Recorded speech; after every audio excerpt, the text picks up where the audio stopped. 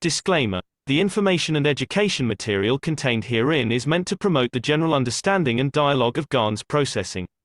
Such information is not meant or intended to serve as a substitute for a healthcare professional's clinical training, experience, or judgment.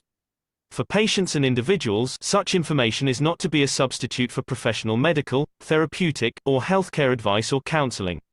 For medical issues or concerns, including decisions about medications and other treatments, readers, viewers, listeners should always consult their physician or, in serious cases, seek immediate assistance from emergency personnel.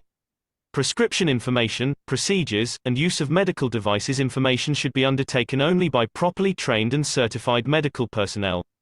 We specifically disclaim any warranties, express or implied, including implied warranties of merchantability or fitness for a particular purpose. Such information is provided, as is, and is believed to be accurate at the time of its publishing, but it is the viewer's job to evaluate the accuracy of any information found in this presentation. Every case presented is of their own experience, applied by themselves for themselves, and it applies to their case only. Every person experiencing health problems should seek professional medical advice and consult their course of treatment with a doctor.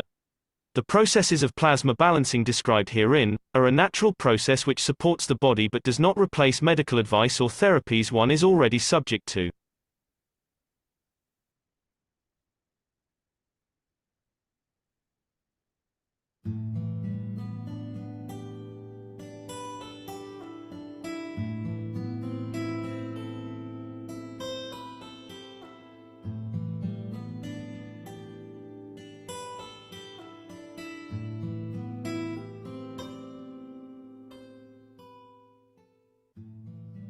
The understanding of the transmutation of the fields of the universe will become the new occupation of man. In a way, up to now, we looked into the skies to see the UFO. Mankind will look into the skies with the eye of the soul, not with the eye of the man. And universe and unicos is oyster.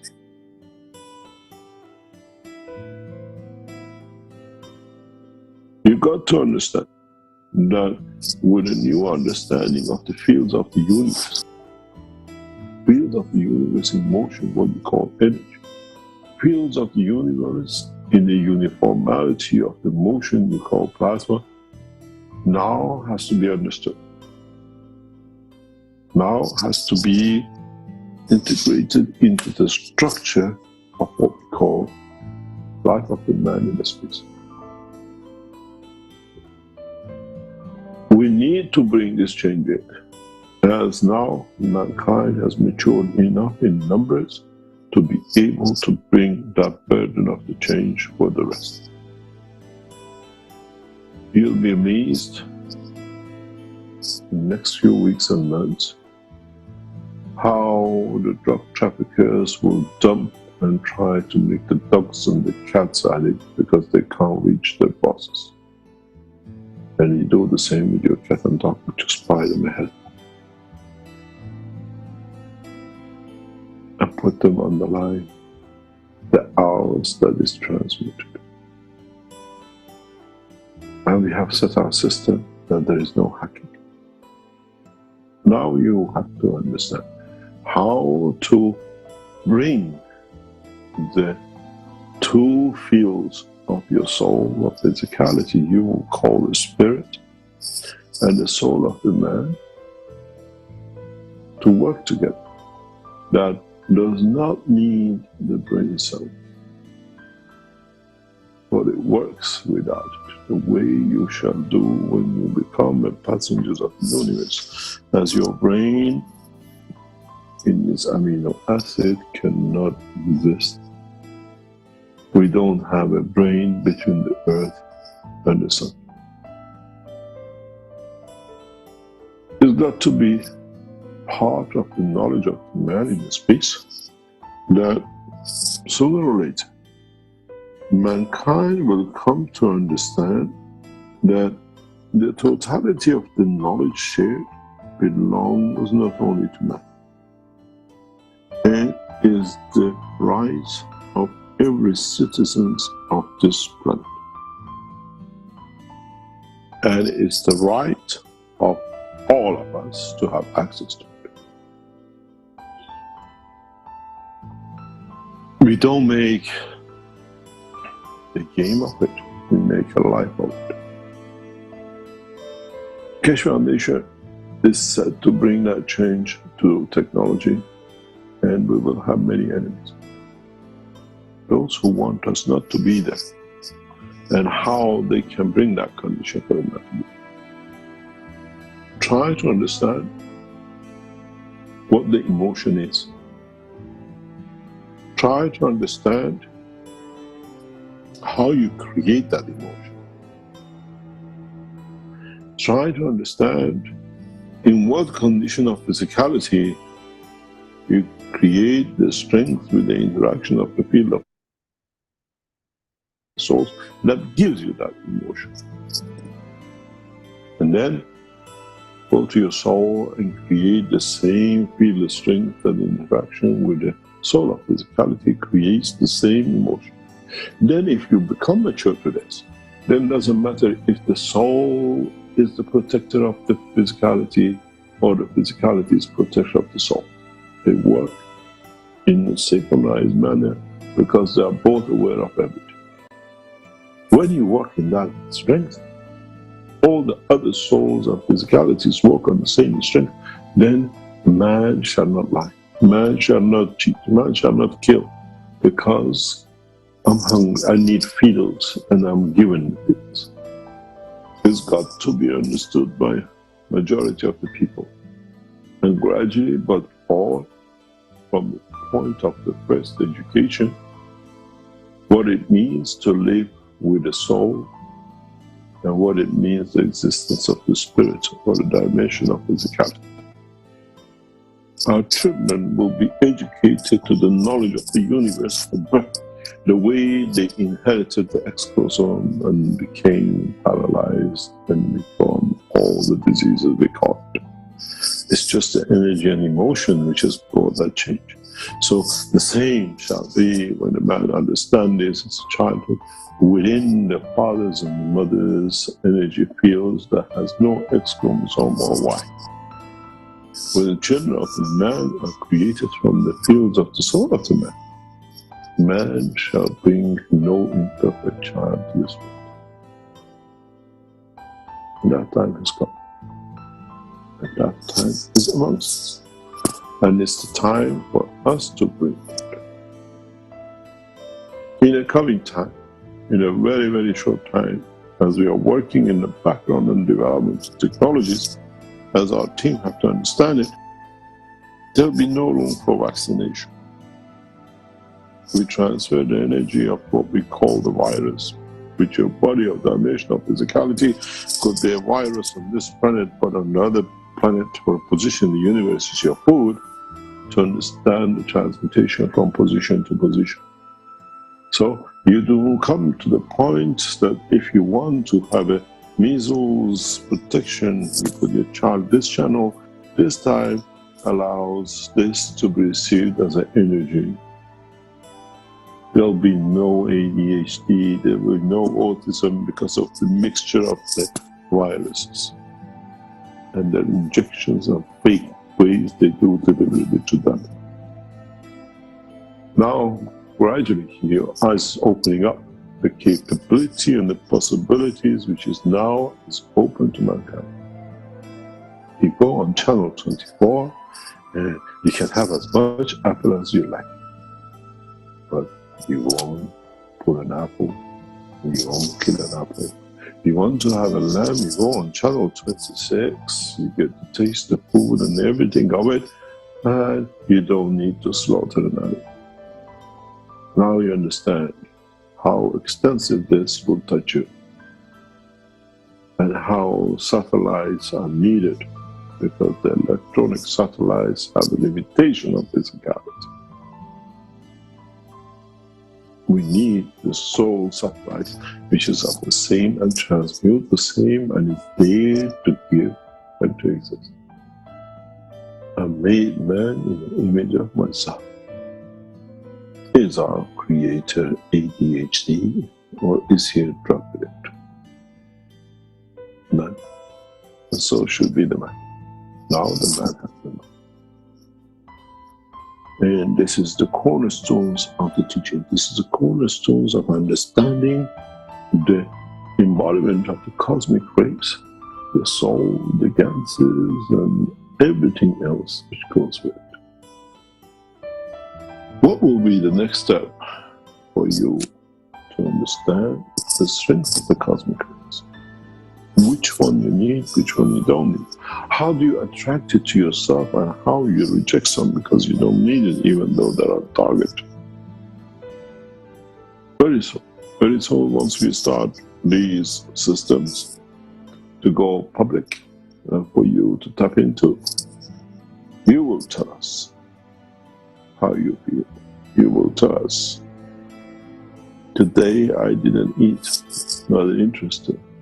Because today I receive what I need as energy through the what we call the channels which is set up by Keshe Foundation. We govern the planet, not pieces of land.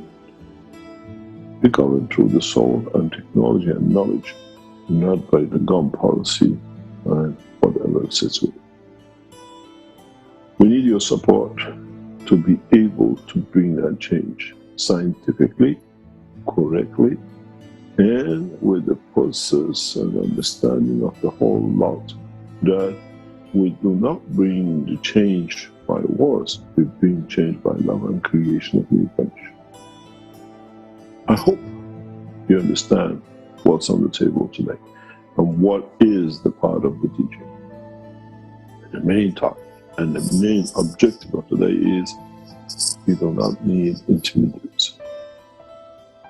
And nobody can protect the right of the Creator when themselves are abusers of the name of the Creator in the name of Ayatollah and the rest of it.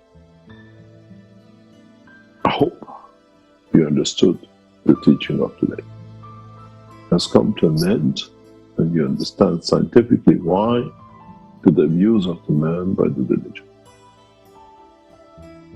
Unless you enjoy an intermediary because you still think, I haven't found either, so I double in weaknesses of my own lack of understanding.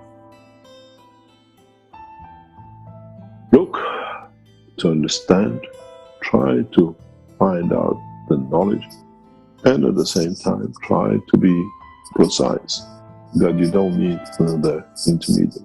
You understand the knowledge that there is no need for intermediary anywhere in the universe.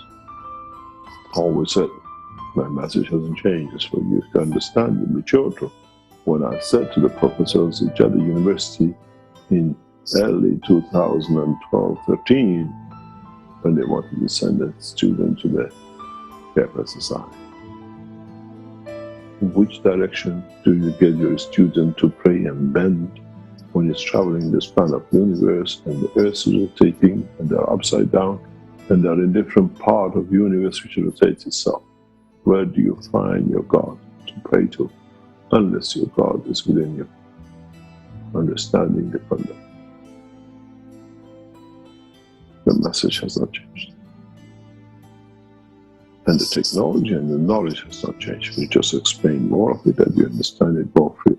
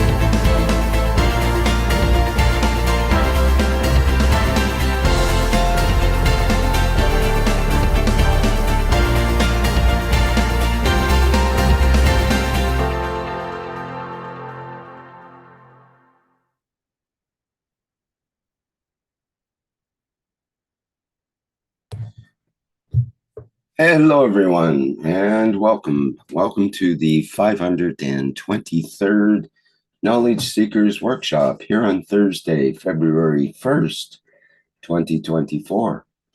This is a broadcast of the Keshe Foundation, Spaceship Institute, Education Department, and part of the public teachings in English.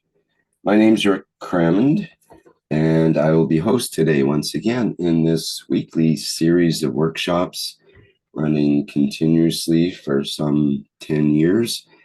And we are fortunate to have Mr. Mehran Keshe, who is also consistently here for 10 years, and he's here today to present today's workshop. So please go ahead, Mr. Keshe. Good morning, good day to you. As usual, wherever and whenever you listen to this series of knowledge seekers from Keshe Foundation Spaceship Institute. As usual, we welcome you back and see how welcome the knowledge is for us to understand today. As you have realized in the past couple of weeks, we try to go back to understanding the origin of the fields. Where are they coming from? That leads to creation of life in different shapes and forms across the universe and the universe.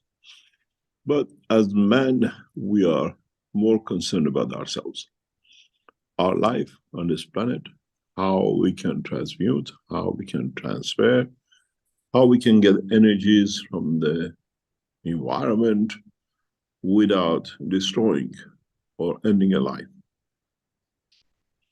Interesting point for man has been how he's taken life, how he has valued life, how he understood about life. By religions, life had no value. If you look at all the religions of the past, come from Moses to Muhammad, life was at the wish of a man, and when the man wanted to get it, made the rules for him to be adjustable to his wish and to his, what we call, desire. We saw during the time of Moses, he beheaded everything. Whatever moved, he beheaded. The only lucky ones were the planet, or on this planet, were the trees and the plants, which he even then sometimes burned them down. We saw with Muhammad, slaughtering 700-800 people in one day. And then if you had a puberty hair or not, decided if you stay alive or not, if you're a child or an adult. And the waste of energies and life. And when they've done the same thing, as said by Yahweh, he likes the smell of kebab, which means he likes the smell of death, destruction. And in the same process, we'll go with man. Till when do we decide to kill, to destroy? And when we decide to use the rays, the fields, which has no dimension of life, but we still have to respect and honor it.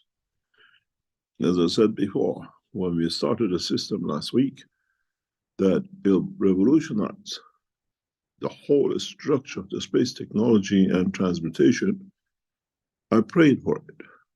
Hasn't got the soul, but I pray for that it receives the right fields, that it creates the right plasma, that it can serve the man the way that he'll advance in technology, in understanding its own creation.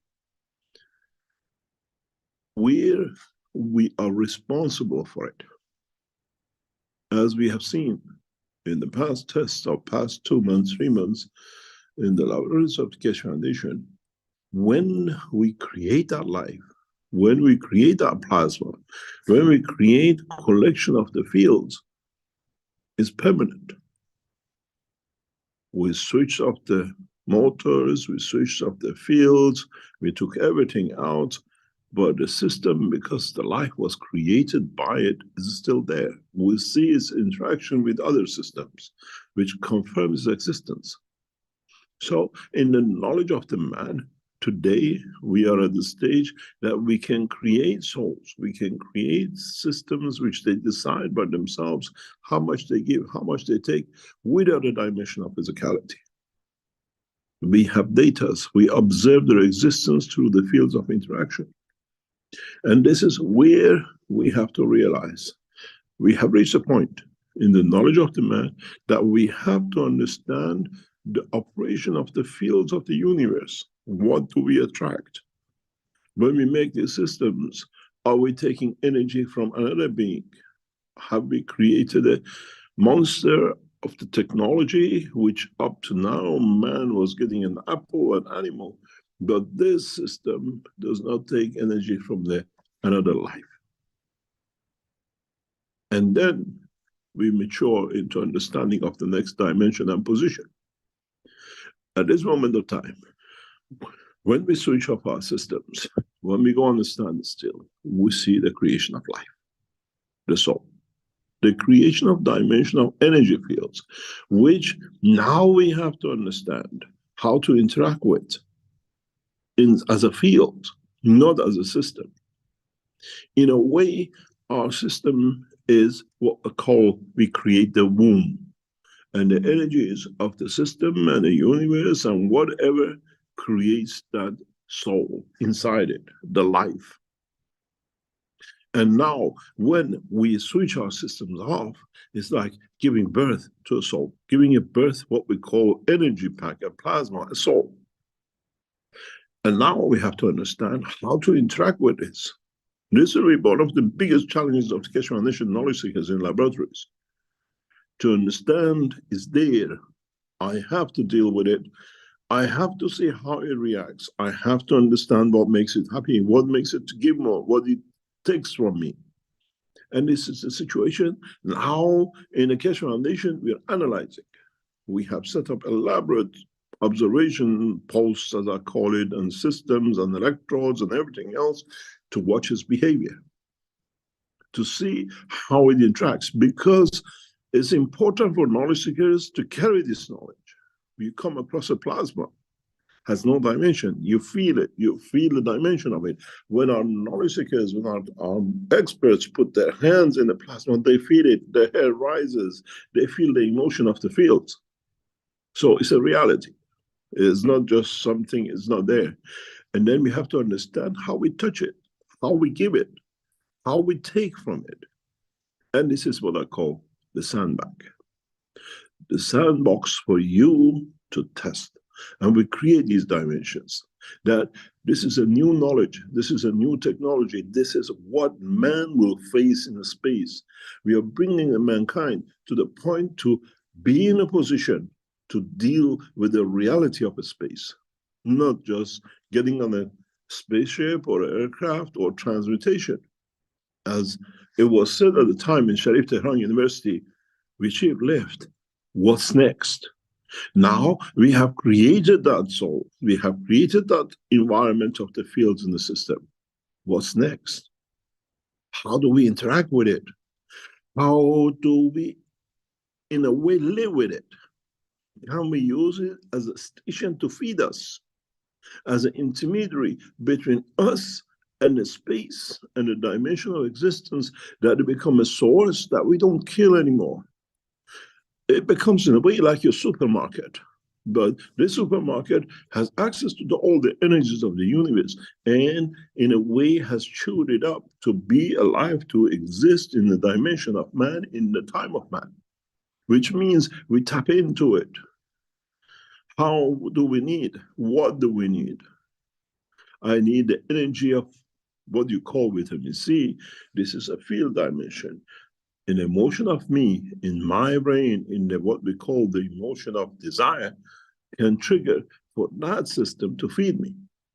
Now you understand. When we say the new system will feed mankind without killing, what it is. We have entered into that stage. Today, and in the past few days, we have put a fish to live in this environment, to see how it reacts. Does it need any food from us? We have seen the change of behavior. We have seen the change in emotion in past 48 hours. A fish which usually floats or swims straight line, now swims like a submarine up and down. Does not need to swim straight line like a lift. which is unusual for the creatures like this. This is what we see. So if the fish in the environment of the plasma is taking energy from it and changes its behavior because now it does not need to do that to swim to attain altitude or position, he can do it most probably by his thoughts to go up and down because he wants to go. Even the fish has to learn a new way of living. Then it comes to us, how we break this barrier, how we bring this new knowledge to mankind. It's not anymore playing with the soul. It's understanding that now we have, through the technology which is developed, access to the universal energies which we have created the position and a place for it. We know where it is, how it interacts. Would it change the cancer? Would it change the emotion of fibromyalgia? Would it change the emotion of the abuse once you come in touch with it? Because it satisfies the emotion, is a being, is a living. Most of you who come into the second session of the monthly sessions, for the first time, you'll touch this. You have no choice. You volunteered, you came in to feel the energies, the fields of the universe. We put you in that position. The emotion, the feeling you had up to now with the physical system will change. How much it will affect you, how much you will take from it, how much you learn to live with it is the decision of you as an emotion of you, decision of your soul, of physicality, and decision of your soul. The way you make a decision to commit a crime to kill someone, the way you decide that someone can be a lamb, it can be a camel, it can be an individual, a plant, or a tree. Now you have to understand how your emotion interacts with the field. You have to learn. You have to understand. It'll take you to places you've never been before. The dreams will change.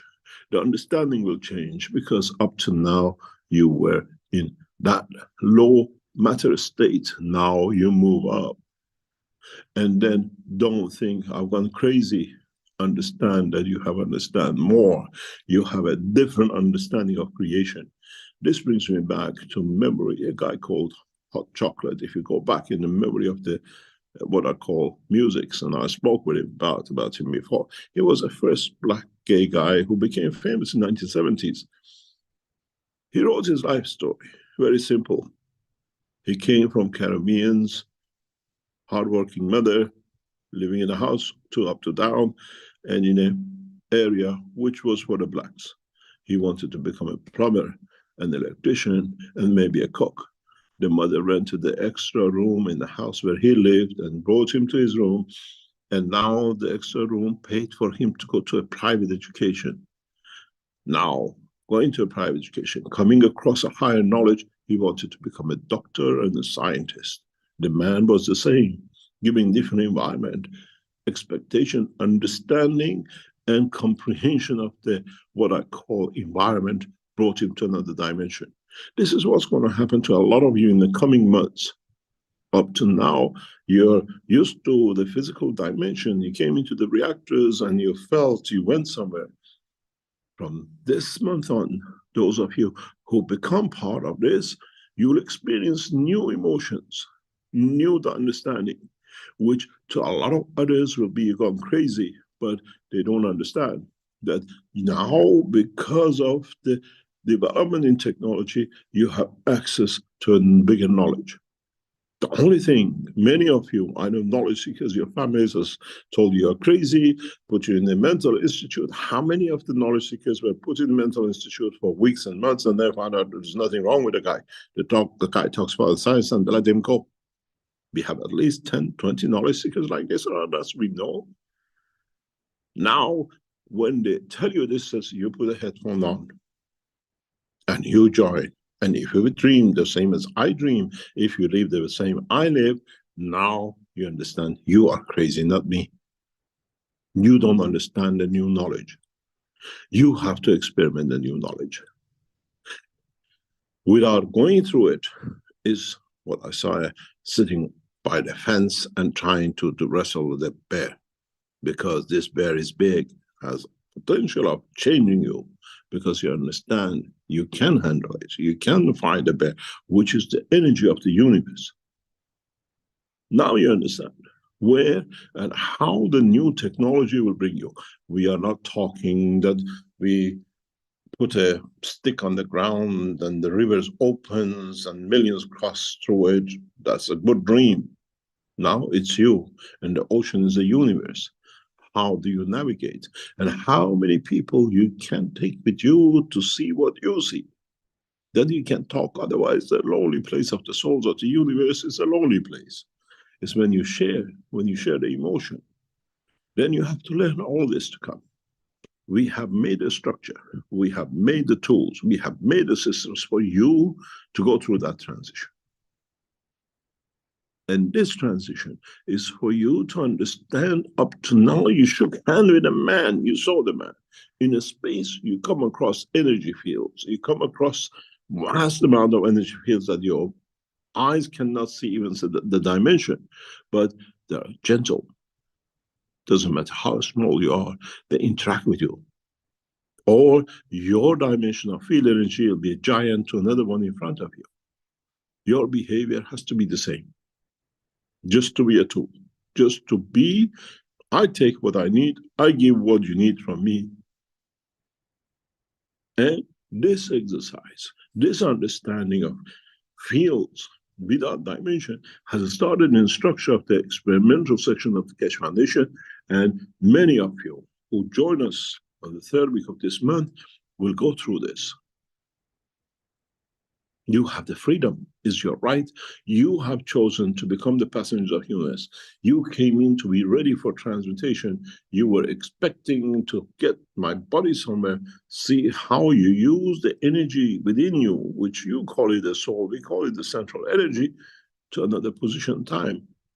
The way you decide, I go from London to New York, and the physicality follows, because the soul of physicality made a decision. And now, and I did it myself. I went to New York. Why? How? What was the notion of it? Where did it come from? Now you have to learn how to handle energy fields. This is why we taught you about the soul. Your physicality cannot even touch them. They don't exist. You put your hand in and it's with you. I laugh when our knowledge seekers who work in the lab says, when I put my hand in, my hair rises. Of course, because you're touching another being. When you touch your lover, doesn't your hair rises? Doesn't give you the feeling of the joy? Now you have to understand the knowledge of the man has come to the position and the time and level that now he can touch energy packs, which you created it. Am I touching the soul of my own creation? I have a child, I hold it, I kiss it. Now I have created a child, I feel it, I know of its existence.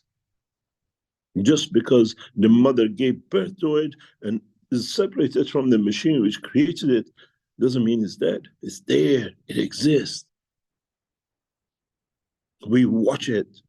We have created tons of monitoring systems to watch every behavior of it. How does it behave inside itself? How creates fields flowing inside it? How it creates currents of fields that it feeds it to control, to state, to emotion. And we put tools to measure how it interacts with another system, another soul, how it interacts with the souls of the other are in touch with it.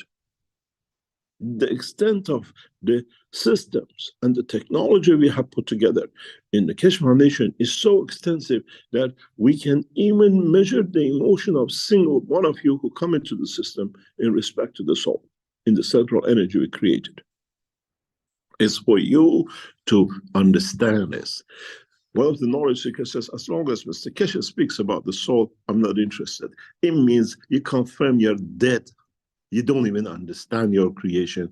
It means I'm so ignorant and I want to stay ignorant. It's your privilege. We don't carry all scientists with us. The peasants of the knowledge of the universe still can reach that level, but when they become educated in the dimension of the soul. Those of you who move from now on in the structure of the teaching, you will understand the game of the technology of the transmutation now has changed. Many of you who became satellites will come to understand, you feel it, they're going through me, they need my energy. And then you say, I want it. Now I know why my soul chose me as a satellite. We'll bring you into these systems. We make you to understand. We make you to see it. We let you to decide. Just because the fields are there does not mean you have access to it. No desire. A desire is a stealing. Desire to give, and then don't give because if I give, I receive. I give because I have and I can. Many of you who have your friends and family who've been pressurizing you with Keshe Foundation and the rest, in the next 2 or 3 months, when you go through the sessions, give them the headphone. You say, you tell me if I'm crazy or all we have achieved to a new level of understanding. Because they will interact, wanting it or not, with the dimension of the field of the creation. In a way, we have created the first satellites, connection between the man's energy level and the universal energy levels. With man to understand what it's dealing with. It has dimension, and so it has an interaction field. It has resistance. In a way, I don't want to give to you. I don't want to interact with you. And at the same time, it opens doors that you can take what I like to give and what you need from me, that it gives you the extension of existence of your soul, irrespective of your physicality. If we have managed to change the dimension of the physicality of a fish in less than 24 hours in the environment of the system, it means man will not run away from it. You'll transmute. You will go with the system. You go with what you need in the dimension and position in the dimension of physicality. I use the dimension of the system to transmute myself to somewhere else, and I use the dimension of the system as a soul of physicality to manifest myself at a time, place, and position. In a way, you're in both positions, both places, in an energy confirmation, and maybe both in a physical dimension, if you wish so. Then it comes a position, do I need mobile phones? Do I need communication system of today where I can be present at both places at the same time to talk? To carry the emotion, to convert it to understanding that I don't need to talk. The emotion understood. Today, when we sit and teach about the transmutation, now you understand where I have brought you to energy packs, to dimensions of the fields that many of you in the 3rd week of February have to, you will come to. You will have new dimension of thinking, emotion that you didn't even know. My body shook this way. I felt something. I have an emotion of something I don't understand. You have to, in a way, develop these emotions.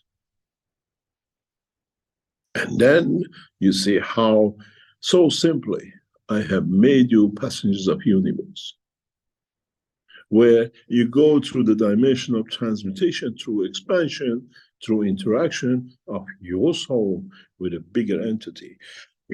Up to now, you had the cars and you created the jumbo jets and the A380 and the rest of it, and you got yourself somewhere else. Now your rocket technology to take you to the moon is in that plasma, which is created, which will be like a satellite on every corner of this planet. Those of you who become satellites, you will understand this very soon. Sometimes when you create a combination of fields, you even feel who passed. Somebody just went somewhere else. They use the energy field of it. I have to give more to them. Then you understand what we talked about, creation of the soul in the body of the man. Now we have made a system that is there. You cannot deny its existence because you can feel its emotion. You can touch its presence. You can measure how fields and currents evolve inside it, and you can measure how the fields inside and outside have no connection. So it's an entity. If you put a probe inside the system and one outside, distance away, you see there is no interaction, which means there is no production of the voltage changes, current changes, which means it's an entity on its own. We created this and we left it there before Christmas, after Christmas, no more, no systems, nothing, just a space where it was created and it was still interacting. Changing weight of the system, increasing some, going up, coming down, having interaction with other fields. Now you ask me, why do you teach about the soul? Why is Keshe Foundation going this way? Now you have your answer. Because now I made a system that you interact with it. Has no dimension of physicality. It's an energy pack. You feel it is laughter. You feel what you need to give you. And then you understand the change of the game in understanding and comprehension of the science of creation for man. Some of the knowledge seekers in the next few days will start using these systems directly themselves. It's not that we bring you all in mass in one day. We have already started testing. We most probably have seen the first physical transmutation of the fish. Recorded. Is it there? Can it go there? Why does it move that way? And then we see the same as the fish goes up, how you go up and come out in another system. Then you understand when I showed you the vertical system in Lens Exhibition Center, now the technology for it is shown. How the same as the fish, as physicality has no control, as the soul goes vertical, then you understand it's the same with your soul. And where does it end? The other way you go vertical down and manifest itself. The system we showed, the vertical system in Lens, now becoming a reality. Transmutation of the soul of the man, which follows what we call the physicality of the man, the time, the place, and position. If in the receiving end system, I keep the system the same as New York, you come out blue eye, blonde hair. If I change, you want to come in China to the Chinese emotional level of physics, you manifest as a Chinese. A few times you touch your face. Is this me? Oh yes, now I look like Chinese. I think like Chinese. I speak Chinese.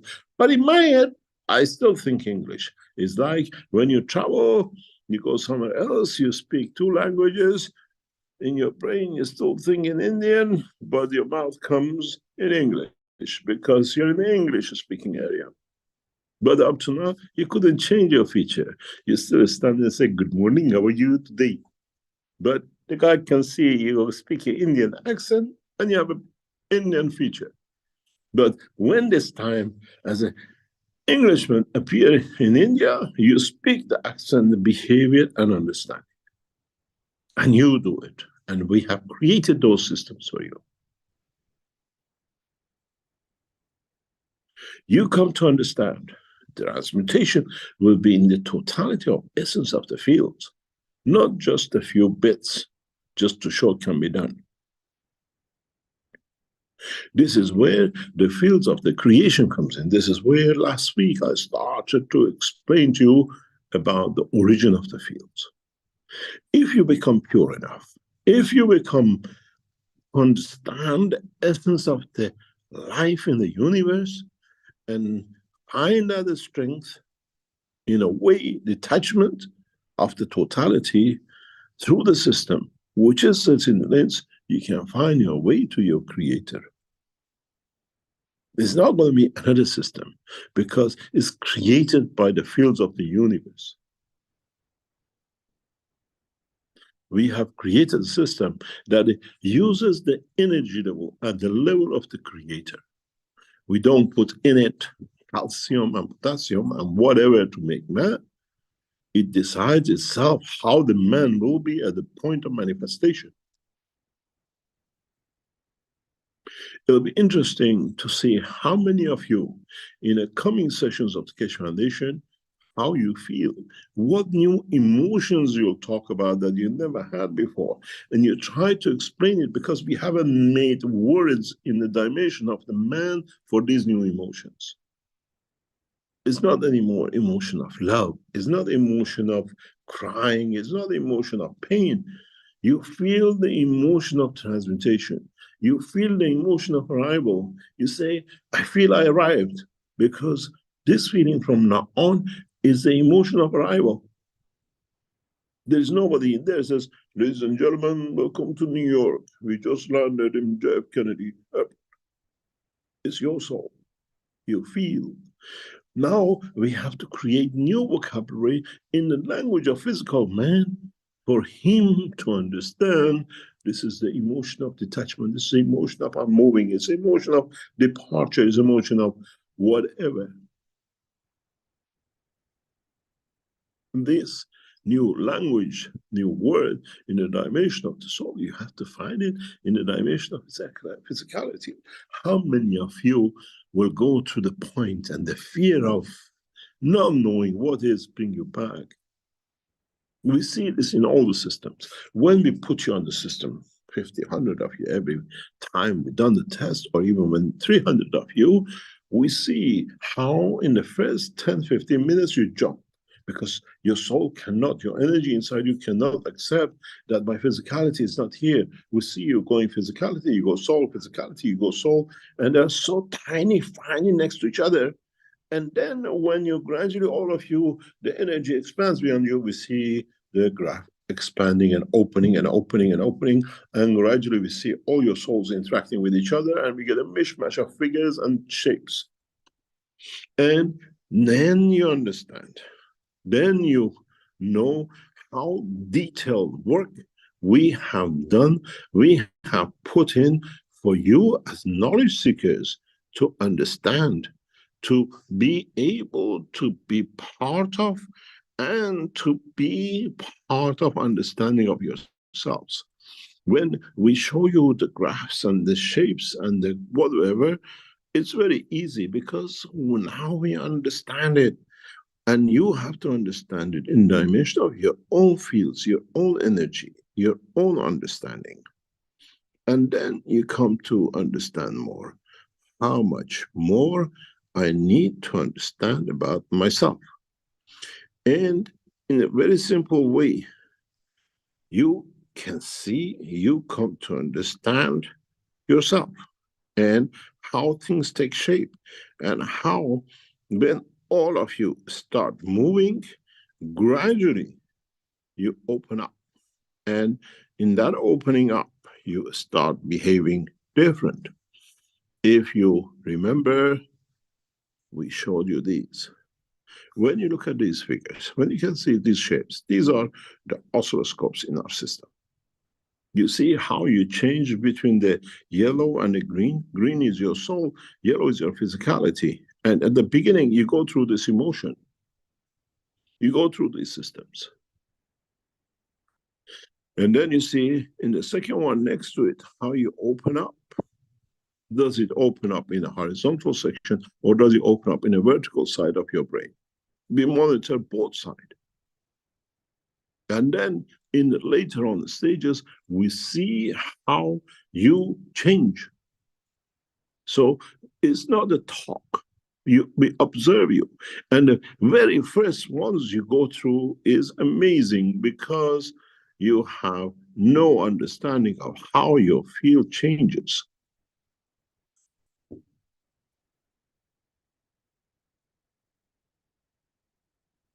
then you come to understand how you come to stand still, how you as scientists, as knowledge seekers, will come to be, to change, to understand, and go through the next step, to the next understanding, to the totality of the system.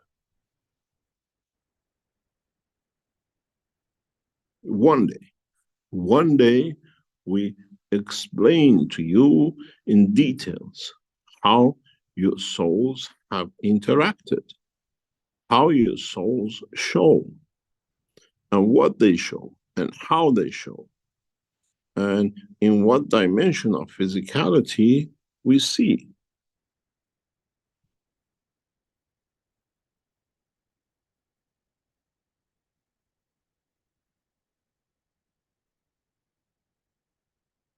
Now you understand the dimension of the soul, the dimension of operation, the dimension of interaction that we watch, we see, and we observe how you as knowledge seekers start gradually, knowingly or unknowingly, breaking into these grounds. How you gradually come to understand the process of the creation, the process of understanding your own creation, and how you can transmute, how you can transfer, how you as knowledge seekers come to see, to understand.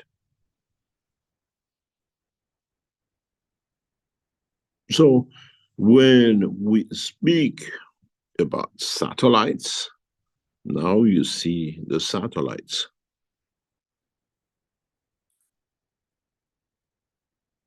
We created in a dimension of universal strength fields. And many of you come, and up to now we connected you to dimension of the fields of given matter state. Now with a new technology, you are in a dimension of the fields of the universe. Now from this session on, in the monthly, what we call sessions, you start, as I told you, to interact with the fields of the universe. It'll be interesting how many of you who came to LINS and you've been in the previous sessions, go and read what you wrote as a testimonial. I went to the moon, I felt this, I went to see my uncle, I was feeling, and then go through the sessions from next session and the session after and after, when now you go through the transmutation of the fields of the universe and see what you write. And see the difference between the matter state of the man soul and what we call the universal strength of the same soul, the same central energy. As I said to a knowledge seeker, the problem with the Keshe Foundation is the same as before. We used the word plasma, which our plasma is different than the plasma of the man's used to in the blood or in CERN, because we call it plasma collection of the fields of our understanding, how we create it. We have the same problem with the soul. We cannot find any other word for it. Sorry about that. Keshe Foundation speaks about the soul, which means your central energy. You put it how you like it, because it fits your understanding. And as I always said, you take from this technology, from this teaching, according to your intelligence. Your intellect, not your knowledge. And if you don't have the intellect, if it's not matured enough, you cannot understand it. You still stick to the past. And this is a beautiful story when Sheikh Mohammed of Dubai, United Arab Emirates, built beautiful buildings with mahogany doors, frame, kitchen tables, all made to bring the Bedouin out of the desert and gave them these beautiful cities and mahogany doors and the furniture. What did they do after a few months?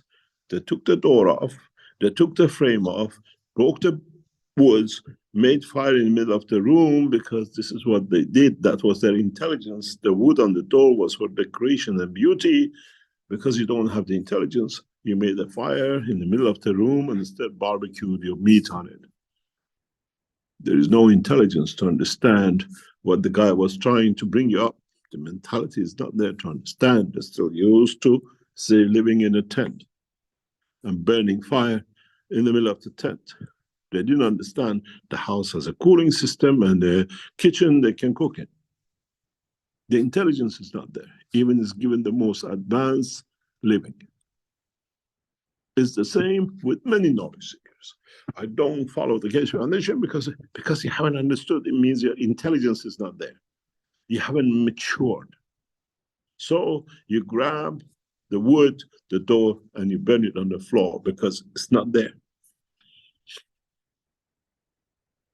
As I always said, you can bring and dress a monkey in the most expensive clothes of the man, but inside is still a monkey. He doesn't understand the difference. Till one day he understands, maybe that this has a button and I don't have to eat it. Now you understand where the technology of the space in true essence of the field of universe is going to take the man. You as a man, not somebody else. You are the creator of that destiny. And we have provided the system for it. It's like we build the airport. You decide to go to that airport, to go to China, to New York, to Tehran, or somewhere else. You choose the destiny. You choose the destination. You choose, you get on the plane, will crash. You get on the next plane, which land. You get on the next plane, where you'll be on a holiday. Airport builders and aircraft builders are just the facilitators. And you still can go with a donkey. And you can still drive a car to the same destination.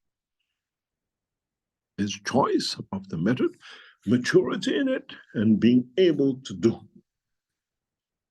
And this transmutation through transfer of energy now is in the hand of the man. Now is part of the vocabulary of the science, technology, and the new words which you have to create to, in a way, suit you. Call it the soul, call it the plasma, call it the central energy, call it the satellite. Call it what suits you to understand the process of the creation. And not that he speaks about the soul, because that's the only what is to us when it controls, interacts with the physical body of the man, and it has no dimension.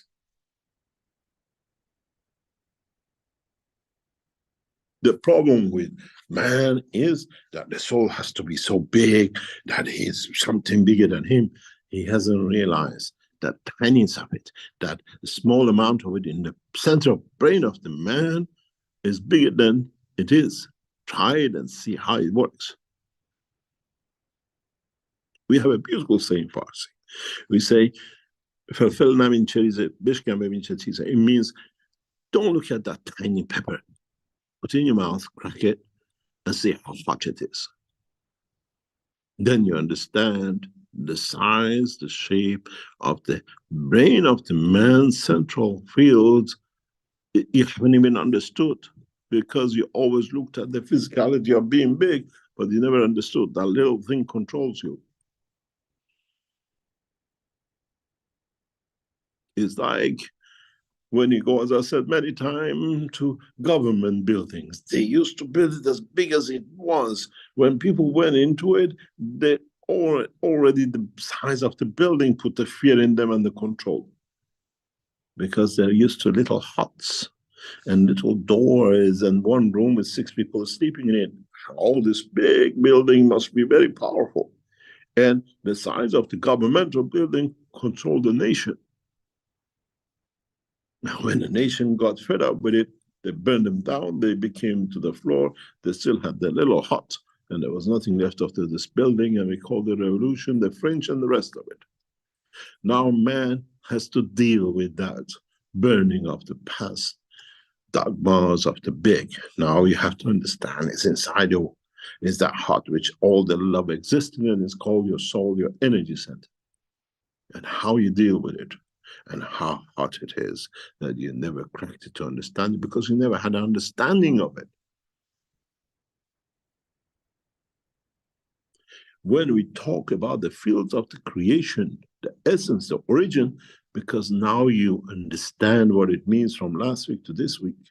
Now we have given you the system, we have developed the system, we have made a system that it works, and is a center bigger because you always has to have a bigger dimension that confirms there is something there that now can interact with the dimension of the whole field of the universe.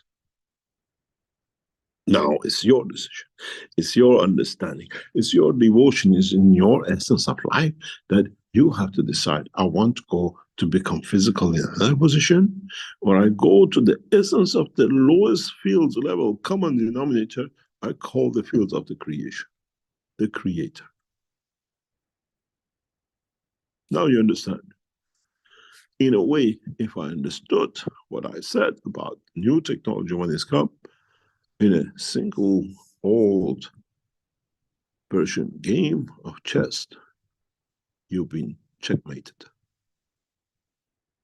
Now you have to realize how you've been checkmated. You are checkmated by the knowledge of the creation, and the system is in front of you. If you can understand it, you can travel the span of the universe. If you are checkmated and didn't get it, hold your head in your hands and think, how did this happen? This is the only way to teach man. Otherwise, would have been here thousands of years.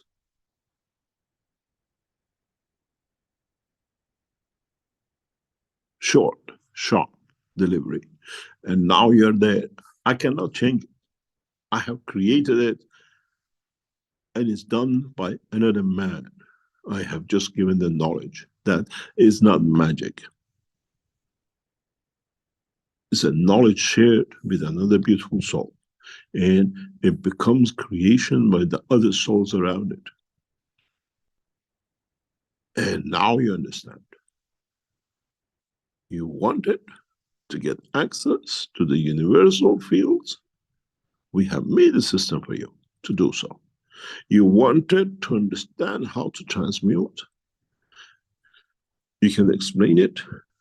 You can understand universal transmutation. I gave you the fields in the systems and lids. Now we have built a system that the fields is for all man to get in, because it's so small, but it's so big, it has access to all the fields of the universe.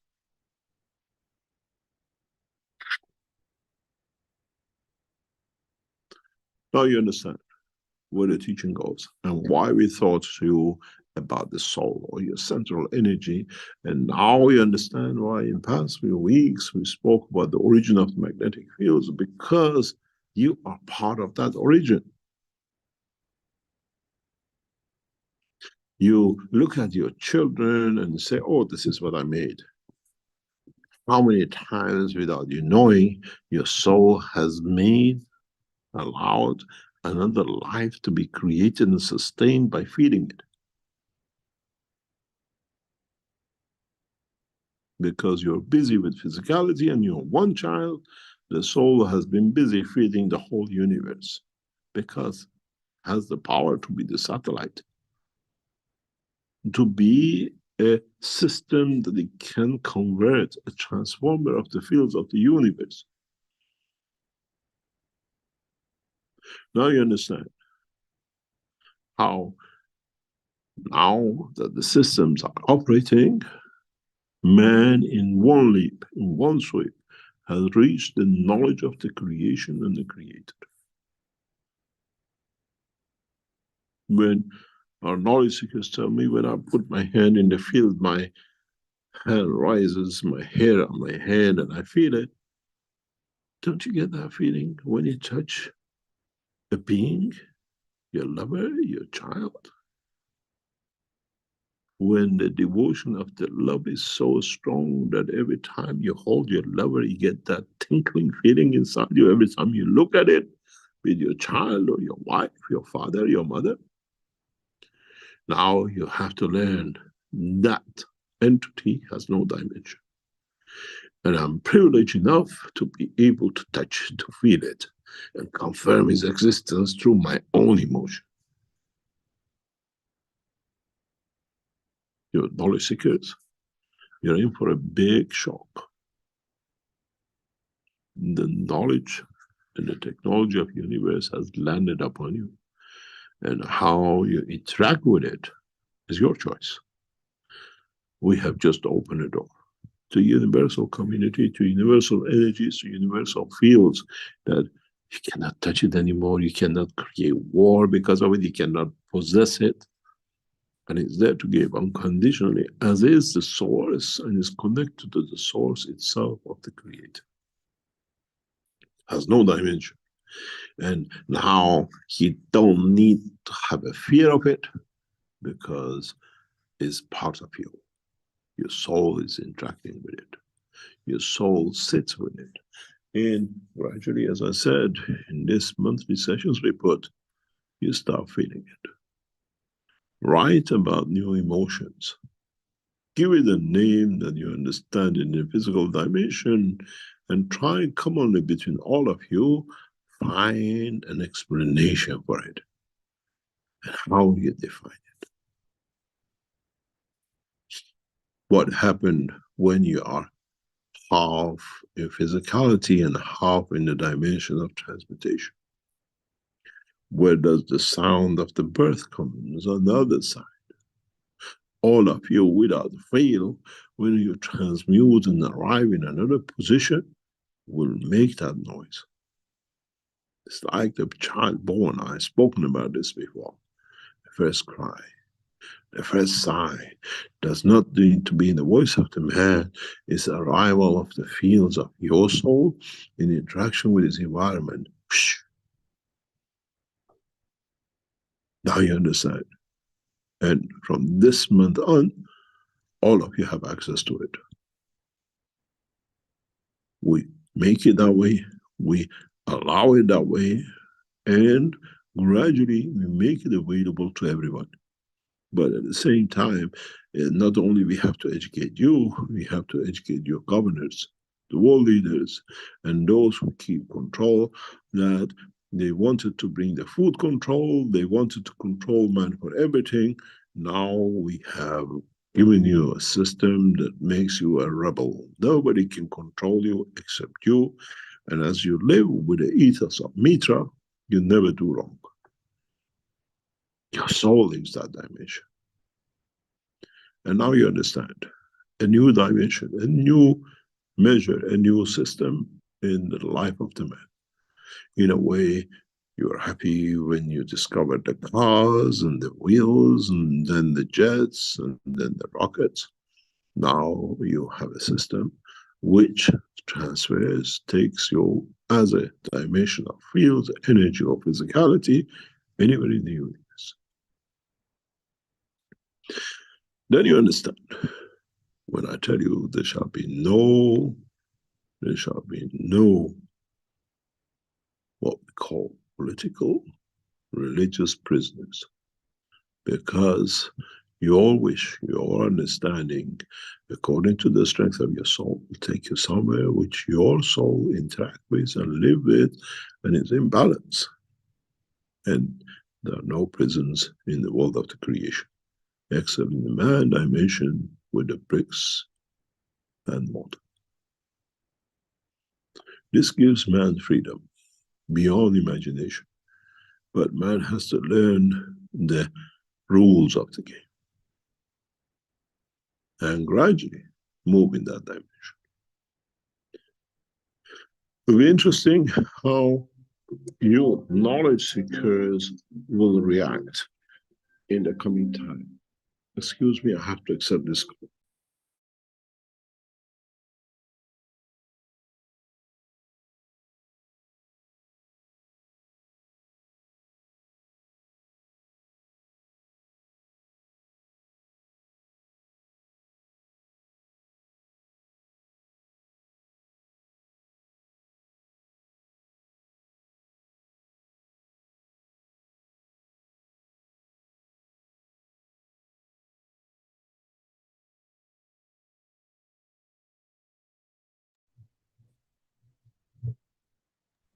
Hello, sorry about that. I had to accept this call. So we have to understand how, as what we call dimension of the fields of our existence, we will transmute, will transfer. We give ourselves dimension of physicality. And how we come to understand the full work of our life in different dimensions and in a what I call the correct conduct. Sooner or later, mankind will have no choice but to be and to understand the totality and to, in a way, become part of this system. System of creation, system of understanding his own fields and interaction. How we shall become, how we shall see, and how we come to conquer our own fears of transmutation.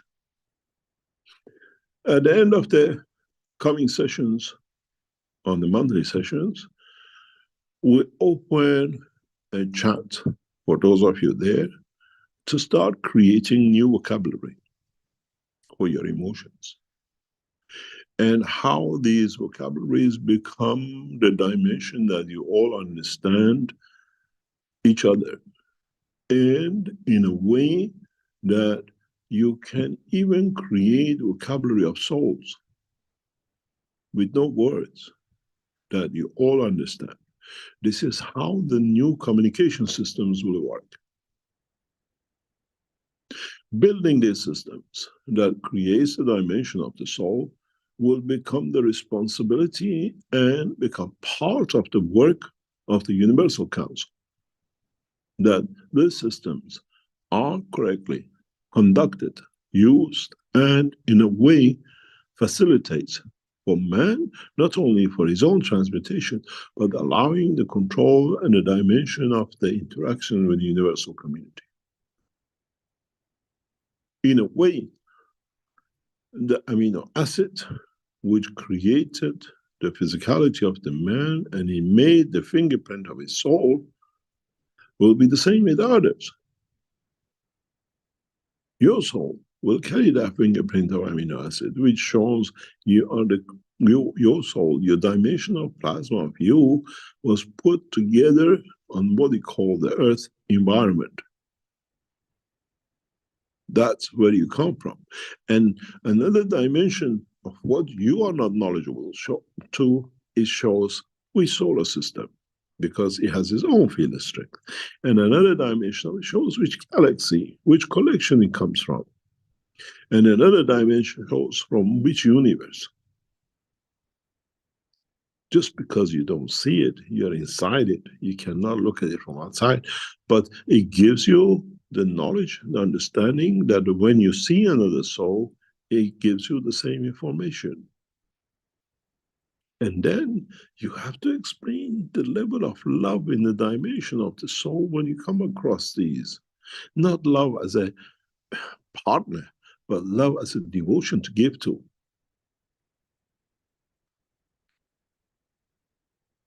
It's like a child, 1 or 2 years old, saying, I love you, mama. And then the same child grows up and he says to another man or woman, I love you. Is it the same love? Or is it carries different dimension of emotion? And this is what, as knowledge seekers, you have to understand. You have no choice. Because choosing it or not, your soul brought you to Keshe Foundation. Keshe Foundation has built the system, and you're in it. I wonder how many of you will use these systems to change the dimension of the physical wellness of you. And how many of you, knowing you have access to it, still keep the same physical condition, because through it, your physical confirmation of love and attention is needed.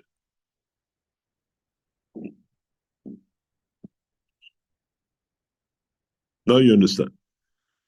When we start talking about the soul, when we start talking about the universal fields, when we start talking original fields, what was the reason? And I told you weeks before that a new system is on the way.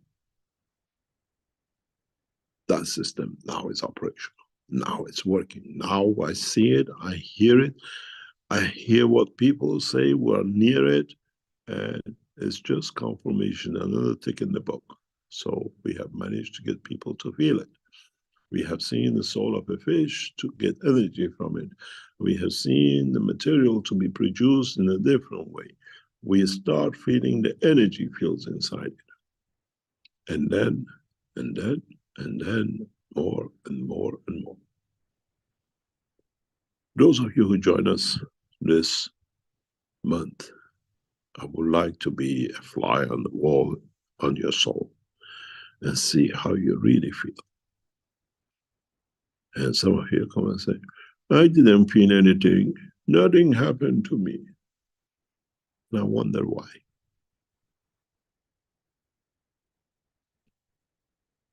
Denial is the best way not to accept the new.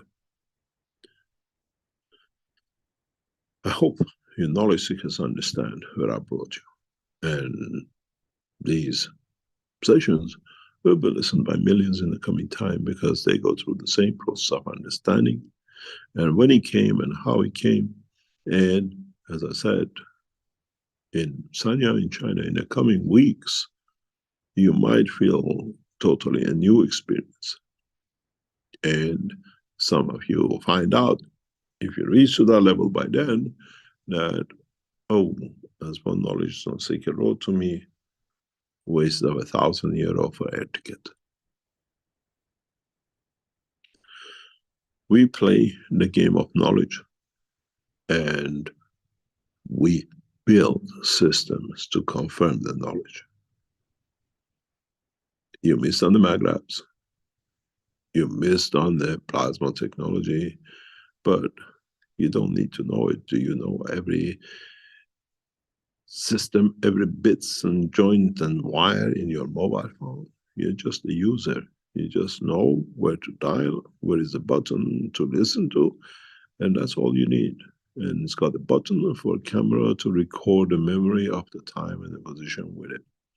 And now you have to learn the same thing, but as buttons. There'll be energy fields, emotion buttons in you, and what do you record, what do you bring, and then you can talk. I wonder how many of you in the coming time, the way you're used to cameras to take a picture of you and your friend and your wife and your children, will create a frame of the soul of them when you travel the span of the universe, and you can bring it back and cover it and say, oh, this is us on this planet, on this position in the universe, and this is the soul of the mom, this is the soul of the dad, and that's how we enjoyed each other to be together. And the mom says, yes, I remember that, and I saw that because my soul was with you. These are not a dream anymore, because if the fish can go up and down without floating, with the, what I call the fins, now man can do the same. But now he has to learn how to float his soul, his plasma, his central control. You're in for a wonderful time in the next few weeks, and I hope you enjoyed. And I hope you understand what juggernaut has hit your soul. And if you still can keep it together and enjoy what we call the interaction. Thank you very much, Rick. If you want to take us through a break, and then we come back. And maybe we interact with some souls. Okay, very good. Thank you, Mr. Keshe, for the first half of this program. This is the 523rd Knowledge Seekers Workshop here on Thursday, February 1st, 2024. And we'll be back shortly, and there will be an opportunity for our attendees here and others in the chats to ask questions of Mr. Keshe. So if you'd like to prepare that, the attendees can raise their virtual hands in order to do that. Okay, we'll be back shortly.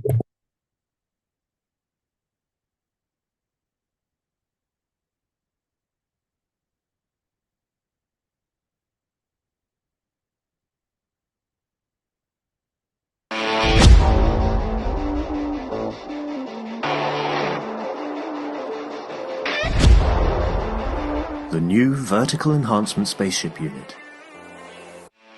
A plasma space technology to prepare humanity for transportation and transmutation in deep space.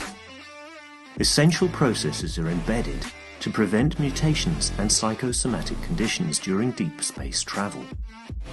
This new system is designed to support upper body conditions, especially of the lungs and intestines, and can be targeted specifically for each organ. When inside the Vertical Enhancement Spaceship Unit, the body experiences balance in totality, enabling it to correct and rebalance all the fields within itself. The new Vertical Enhancement Spaceship Unit, a dimension in health and transportation never seen before.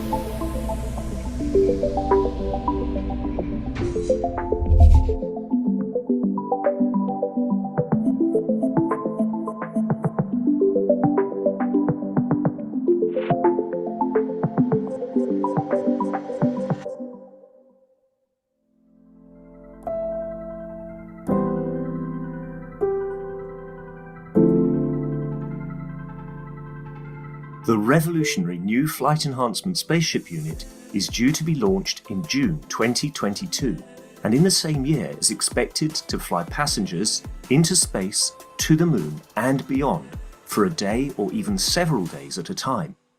There is no need for the Flight Enhancement Spaceship Unit to carry food or medicine, as it is equipped with the latest space technology for transportation, transmutation and deep space operation.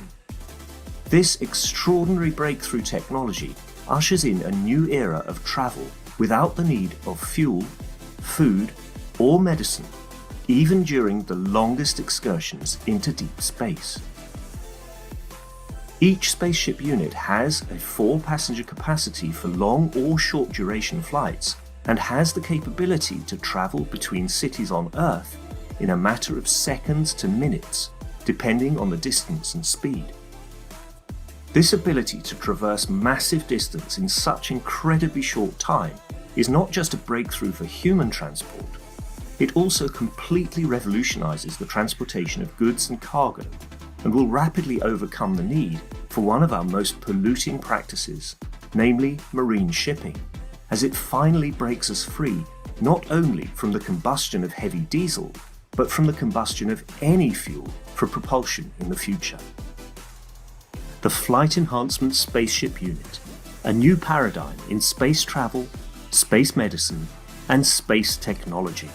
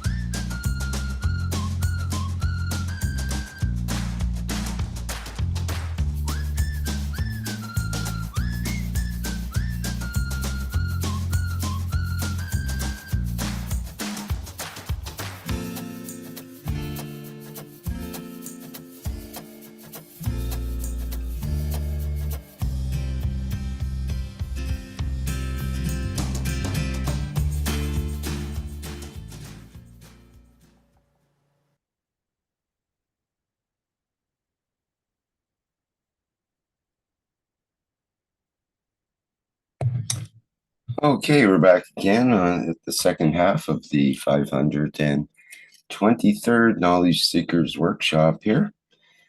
And that usually means Mr. Keshe will be answering some questions, but he might have something he would like to say first, I suspect. Is that As true? usual. Yes, good morning. Thank you for coming back. Yes, as usually, we make some information available, what's happening around the foundation. As usual, as you all know, the Sanya conference in China, this organization is in full swing, and many of you have already registered to come in. This conference will be one of the amazing conferences, and as I said, it will be the first time to the Chinese community that we hold a conference in China, and we teach the new technology. And some of the knowledge says, if you show something will come. We are not the what we call circus, but as usual, as if many of you have joined and been with the last two sessions of the conferences in Manchester and London, we bring you systems for you to test. So you are an exhibit, not us. Your soul is. We just bring the facilities for you to test your soul. So the magic show is you, not us. And in a way, you're the monkey in a cage for people to see what you come out with when you go through the systems. And on the other hand, the technology, the development of technology is so advanced that some of you, if you understood the first part of this sessions of today, can understand what happened if you put a number of these souls in a star formation to create what we call the soul craft. In a way, you create the spaceship to fly. Now you can understand creating these souls and knowing that they're responsible in the dimension of the fields. I think you can imagine what is to come in the following teachings. You understand? You were looking for UFOs with the dynamic reactors. Now you understand why we create, why you see the spaceships without reactors, physical dimension. And this is as part of the teaching to come. And beginning of it, you will see in Sanya in China, and most probably the dimension of physicality in that direction will be shown in the beautiful city of Tehran, where we'll really show what the game is about and how things will go. And then we'll take this from land of meter across the world, what the world leaders to understand they have no power, because the power sits within the soul of every one of us, and how it will dictate. And it'll be an amazing show to see who will stand for leadership, world leadership, and how many of your soul will stand in equal measure as universal councils, and how many of you will be elected by your soul to serve, and how many of you will cheat in a ballot box to get your physicality somewhere in a white or blue building or a red building or whatever it's called.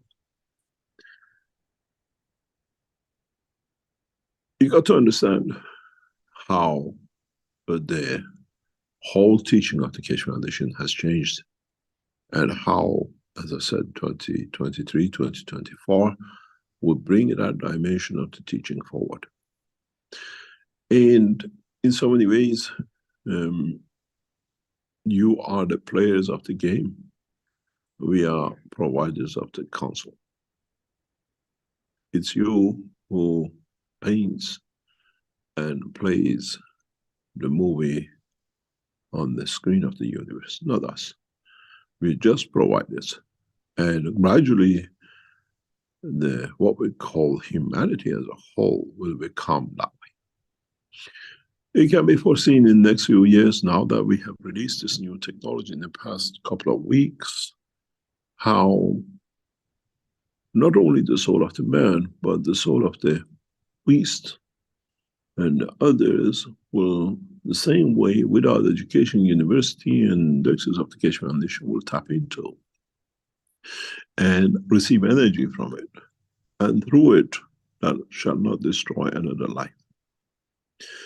One of the biggest challenges for gamekeepers will be why all these animals are so lazy. They don't run anymore, they don't hunt anymore, because they, through the knowledge of their souls, extension of the what we call the amino acid, will receive what they need. It's not just the man who doesn't feel hungry to kill another, because it receives the energy. The soul of the animals and the plants will be the same. Now you understand what they came in the promise box, that when it comes, the lamb and the lion will nest in the same nest, sleep in the same nest, because none is hungry to kill the other, and none is hungry to chew the others. Now you understand the actual evolution in science. Understanding of the science of the creation brings the promise, fulfillment of the promises. And we are at that point where, if you understood about a new system, which now we have put a fish in it, we are monitoring is life, how long would it live without any food, will confirm this. And then you understand, all of you will have that capability. And if we put enough of these satellites across this planet, you all don't need a system to look into, through your soul will do. And so has the dog, the soul, the cat, the lion, the mouse, and the bird. and the rest, and the fish. And then you understand, we fulfill the promise of the past. And we'll come to the point. And in a way, we have reached that point. How many of you at this moment tap into that system? How many of you understand how to tap into it? And how many of you don't need to change your breathing to get different energies? You'll learn how to lock into the system, not to only get your energies, but transmute across the universe. And in a way, as I was telling to another knowledge seekers and made them laugh, was, if you understand, I can create the field of the energy, then you feel the love in your heart and you understand you've touched the soul. And if you understand what that means, you have managed to reach the essence of the love of the Creator when it touches your heart, dimension of your physicality, and then it touches your soul in the dimension of connection of the universe. And then you understand you'll be devoted to Creator, which is you, and to the rest as a totality of the creation. In next few months, with what we have physically delivered, I'll bring you the most amazing sensations you ever know. You will not be able to even explain it in the word of the man, but you feel it in the essence of the emotion in your soul. And then next time anybody tells you this and that, Keshe Foundation says, this is a headphone, put it on. And then you tell me you're as crazy as me, or we all have learned a way to tap into, to be part of. And then hopefully in time to come, gradually we start teaching you how to use the universal fields in a way of transmutation for your life. For your life as a bigger meaning of the life, mean existence of your central energy, what you call the soul. I hope many of you will experience this. We'll bring some systems with us. Those of you who want to see some magic of your own soul, Sanya, come and try and see if there was a difference between what you did in Manchester or London or on your collective headphones, and then the systems which are you actually set in. And in a way, the room is your oyster, and the universe will become the shell you bound yourself to what dimension. Join us in Sanya and in other sessions and gradually start understanding a new transportation system has been made available to man, and you are the only captain and decision maker, and you are the only passenger. Where the captain takes the passenger is a soul of light. One seater plane of the soul of the man. And I wonder how, where you landed, and what memories you bring us, and what feelings of the flight you bring us. This time, there is no nuts and bolts coming off the propeller, and this time you don't fly with what I call the seat of your pants, as we say in English. Any questions?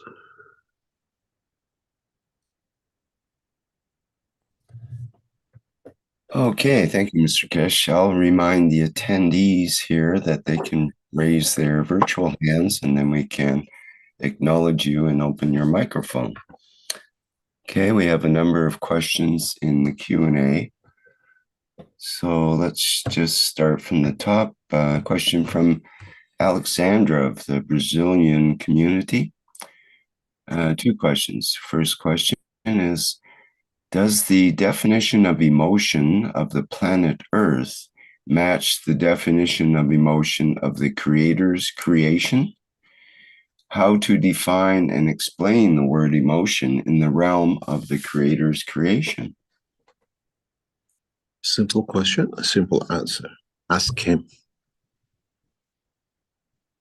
When you're mature enough to get there, ask him.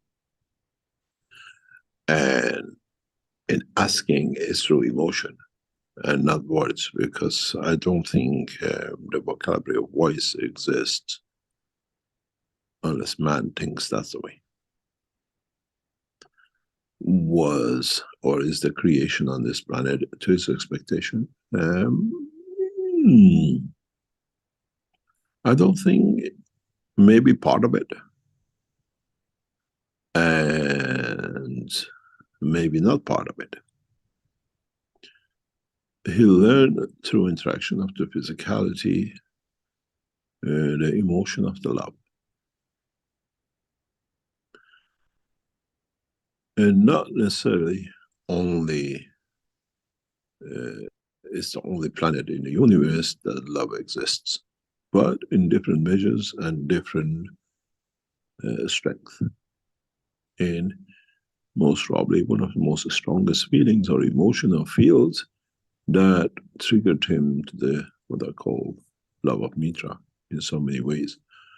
But we have to understand that the minute we put limitation on the expansion and the creation of interaction of the fields of the universe, is the time and the place where we have reached, as I said, the comprehension and intelligence and intellect of the creation.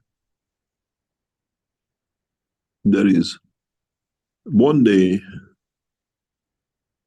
some of you, and so your souls, or souls which will be created from your soul, will reach that point to understand the totality. And maybe they become part of, or they become collection of fields of the universe. That fields understands the creation and the creator. And these are the first steps. We have to let you understand what it was called the love of the Father. But now you have to understand, is there only a Father, or you are part of that Father? And then understand, comprehend the totality of what it means to be in that essence, in that dimension, in that motion. And how you as knowledge seekers will come to be part of this and find your position, the time and place in that process. So, is it to his expectation? Is it part of his process? All is, because we are all in total as part of it. But if you want to understand his expectation, look at yourself. Are you satisfied with what you've done, how your soul behaves, and how you behaved as in a physical dimension here? And then find out what you need to adjust and how much you need to take from the soul of the universe and creator to change that in you. It'll be very interesting that with the new technologies we developed, how we can replicate the changes in man and the beast and the animals. And how long we observe the existence and confirmation of the field transfer, or transmutation we call it. And how long you can hold on to it. And as I showed you in the graph, what is your fear? Why do you keep on jumping between the soul and the soul of physicality and the physicality and jump back? Why can't you from the minute go in, let go? It doesn't need expansion. You do that with your soul when you call it the dream time. And so you have to learn that in the dimension of physical awareness. And then find out if the creator is happy with what is, or what man or other creatures in the universe have done. Is it to his expectation? Or we are just playing the game? Any other question? Okay, second part, or second question from Alexandra. How to use the emotion to create Is there a specific and defining condition for creating, irrespective of the environment? What are the best conditions for creating anywhere in the universe, the unicos, or beyond? How can I tell you, as I always said, I pay you to love me, to create the emotion of love for me, that you love me as I love you. How can I pay you to love me as a brother? How can I pay you or give you something to love me as a father when I'm none of it to you? So you have to understand how you pave that way for you to feel, to be, and what feeling relates to what, and what emotion it creates. And this is all part of what you have to experience. And you learn. It's like going to a restaurant which have all the foods from different nations, and you choose this of this, bit of that. And does it fit? Do I like it, or this doesn't go with that? I call it, in a way, have you ever been to a sushi restaurant on the belt where the food floats and you pick what you like off the belt? There is a new version of these things going with the Chinese. They open a sushi restaurant, but it's all Chinese food and the Indian food on the belt, and then they add some sushi and whatever on top of it, and nowadays it's become international cuisine on the belt. It's not sushi belt anymore, but they still call it sushi because people associate with this. Is this the same with you? Can you carry that emotion on the mixture of belt of the fields of the universe and identify it? Is this the emotion I feel is a soul emotion? Or is this the emotion, the physical emotion? Or is this an emotion that interacts with the soul of the universe or another entity from the universe? It will be so confusing for a long time for all of you who go through this process. And I saw the first time this in one of our knowledge seekers, beautiful couple who came, and one of them saw herself as half fish and half man, or a woman. And I said to her, you're the first, what I call a space mermaid. And this is how we want to connect ourselves. We still want to have the physicality, and we still want to feel that emotion in the dimension of man. And then at the same time to fit the environment. This will be the same with your souls. Still confirm from Earth, I still can change to what I like in the physical dimension, but I still want to have access to universal fields and energies. It'll be interesting how new creatures will come out of your excursion of your souls, and how much of it you come to understand is real because your soul is done, and doesn't matter, it doesn't fit into physicality. And some of you will go through that with a physical dimension, and in that process, you come to understand more and more. It's a beautiful journey, and now we have made the tools for it. And in the coming time, you'll get more as you are made, and it has to have a machine that confirms it, measure it.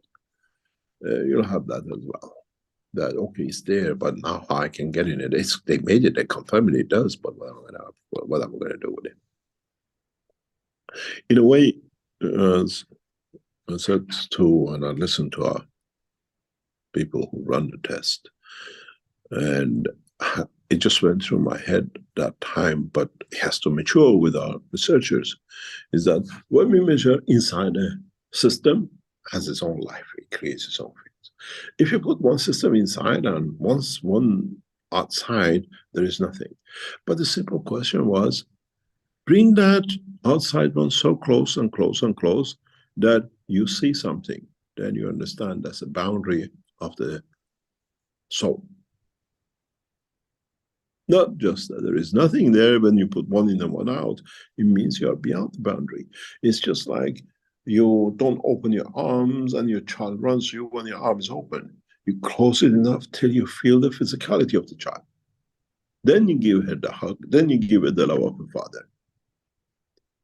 And this is how our knowledge seekers have to gradually understand this. It's not to spoon feed. You have to feel the emotion, confirmation of existence. And then you go the same with the other system. See where you see the fields and when there is no fields, and bring it forward, close to each other till you feel this is life, because now there is an interaction inside, within, and outside. No connection. Your skin is that. You touch it. What's inside is yours. What's outside belongs to atmosphere, belongs to the universe. So it's the same with the soul. And as I said, in the coming time, you will see how when we start creating these souls of the interaction of plasmas, of the interaction of the universe, when we put them in the star formation, then you understand how the universal transportation systems out of the field of the creation and the created and the creator will take shape. And how a new dimension will open up, because these systems will only carry souls. These systems have the potential to travel the span of universe as what I call, because they have no physical reactors. The energies which they, in interaction with each other, create dimension of that star formation, where there is no star in the universe that their field is not within them. This is how universal GPSs are created, not by satellite. And does not make mistake like your GPS take you to the river to go in because it says there was a bridge here 20 years ago, but it's not there. But you carry on, you'll be safe. How many of you have used the human GPS systems and ended up in the rivers and the banks and the roads, which doesn't go anywhere? Because it was there one time. This will not happen in the dimension of the transmutation. Because there is nowhere in the universe that there is no field, and there is nowhere in the universe that fields are not connected to each other. Universal GPS system of the soul is perfect. It's the man who has to understand how to navigate. And that process is done. Is now is in the hand of the man. It's just how we understand it and how we interpret it and how we don't make what I call mystic things about it. We understand it, we analyze it, and we accept it. And then this will bring us a new knowledge. As I said, I'll ask the IT section of the Keshe Foundation to open what I call like a testimonial for the frames, for the emotions that your soul, your interaction of the fields in transmutation will bring you. And commonly, you have to decide in the coming time, when I say I am in soul going, you need a word for it. That it means I'm moving out. When my soul arrives, I can explain that when I say this word, it means I arrived by my soul in that position and these emotions was created. And these are the things which will come up slowly, slowly in the next few months, and then you will understand. It'll be very interesting if we get a chance and we see the situation still solid, how many of you will interact and you'll enjoy to be part of the 7-day conference in Tehran.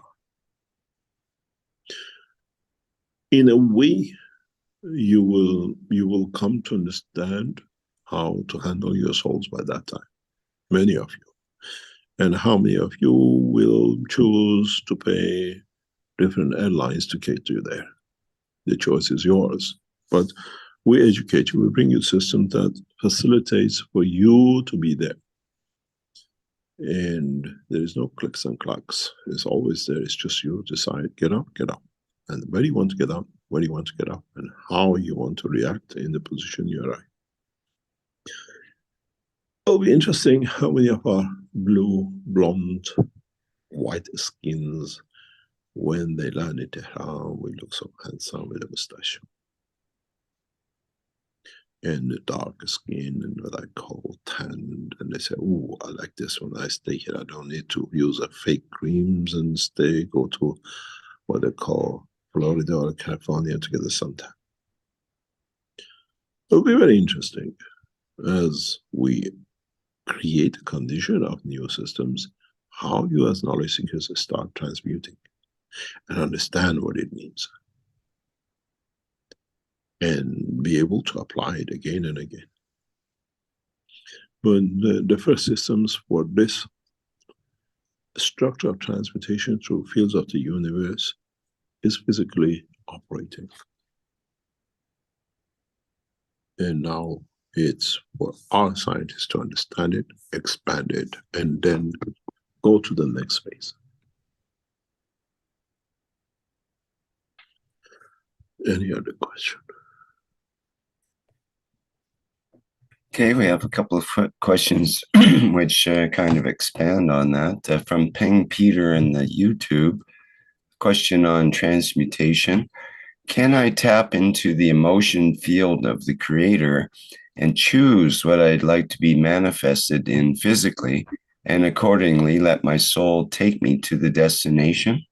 So like when we choose our own clothes and see what position suits the most, rather than arriving there and having the position to dictate what we wear.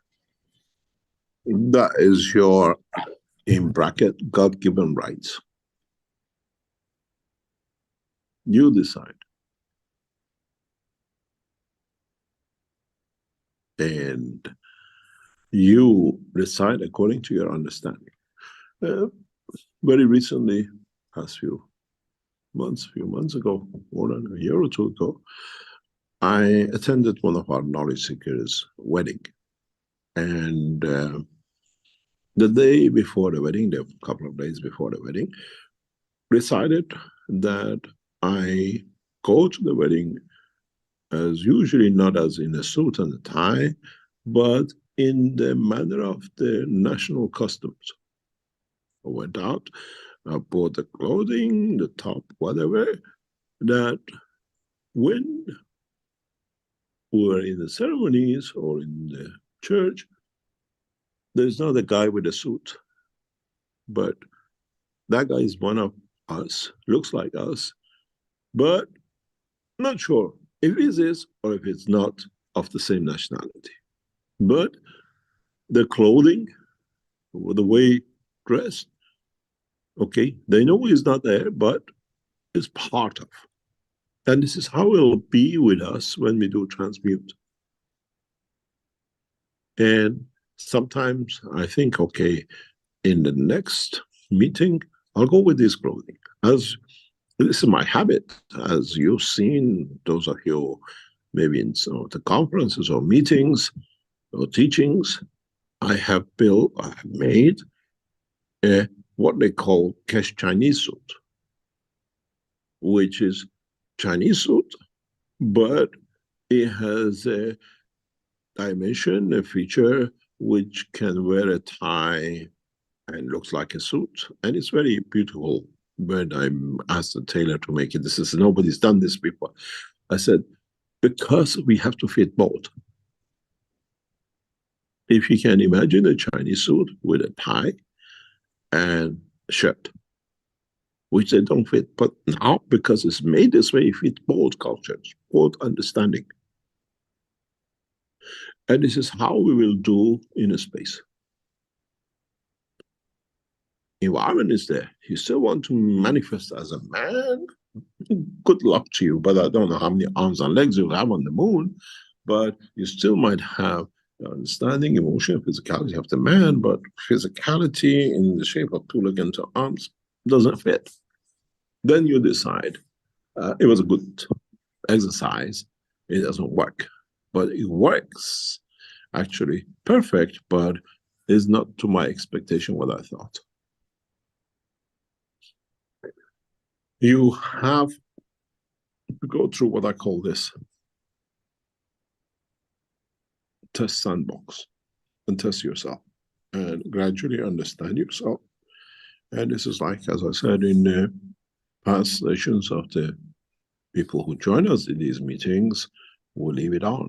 You can come and go on the sandbox, test, see where you go, what you do. And you're sitting there, your husband says, this is crazy what you're doing.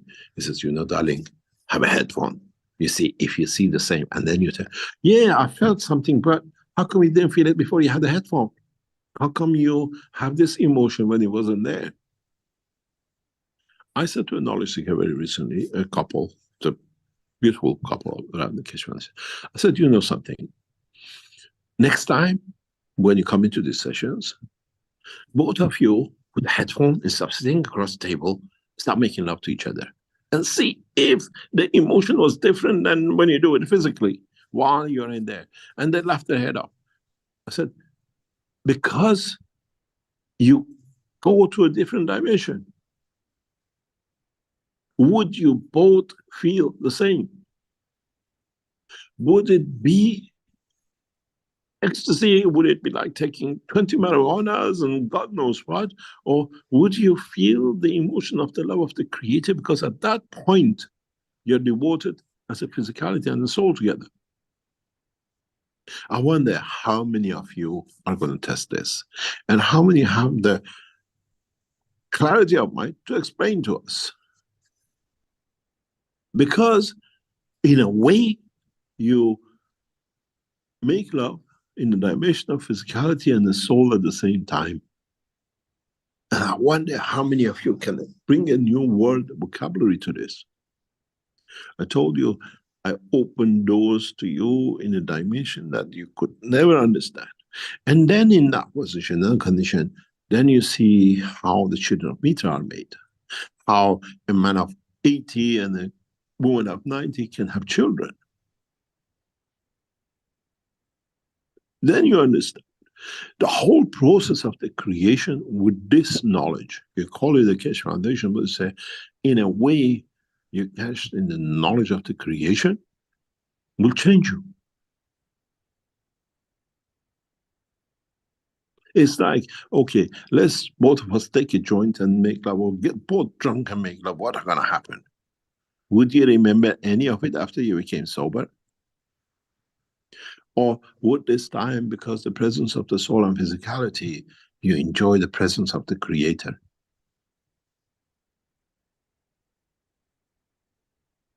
And would you, through that process, if you can perfect it in another dimension, lead to creation of the children of Mitra, which is a dimension of love, unconditional love, and perfection?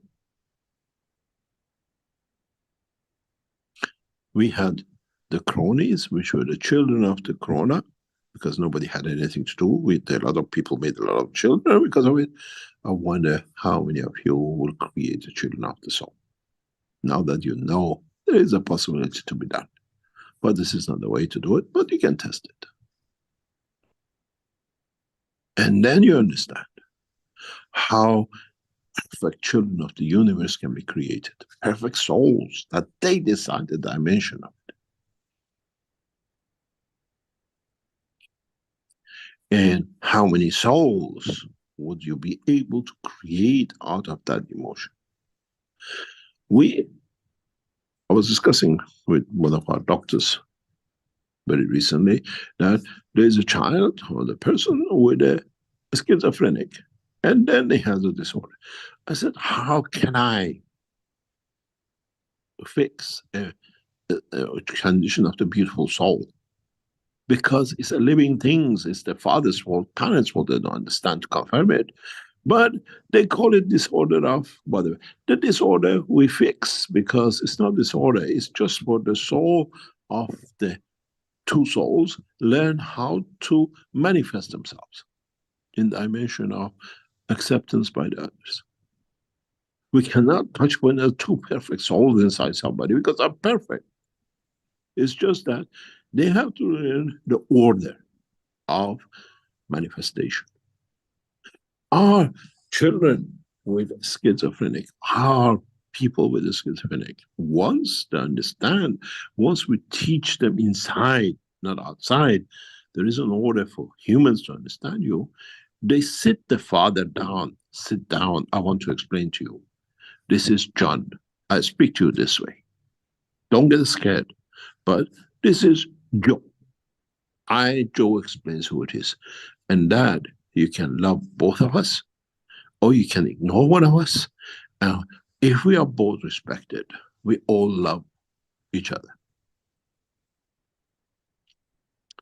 The only thing I put the soul of or physicality of what you call beautiful people is to elevate them with our system.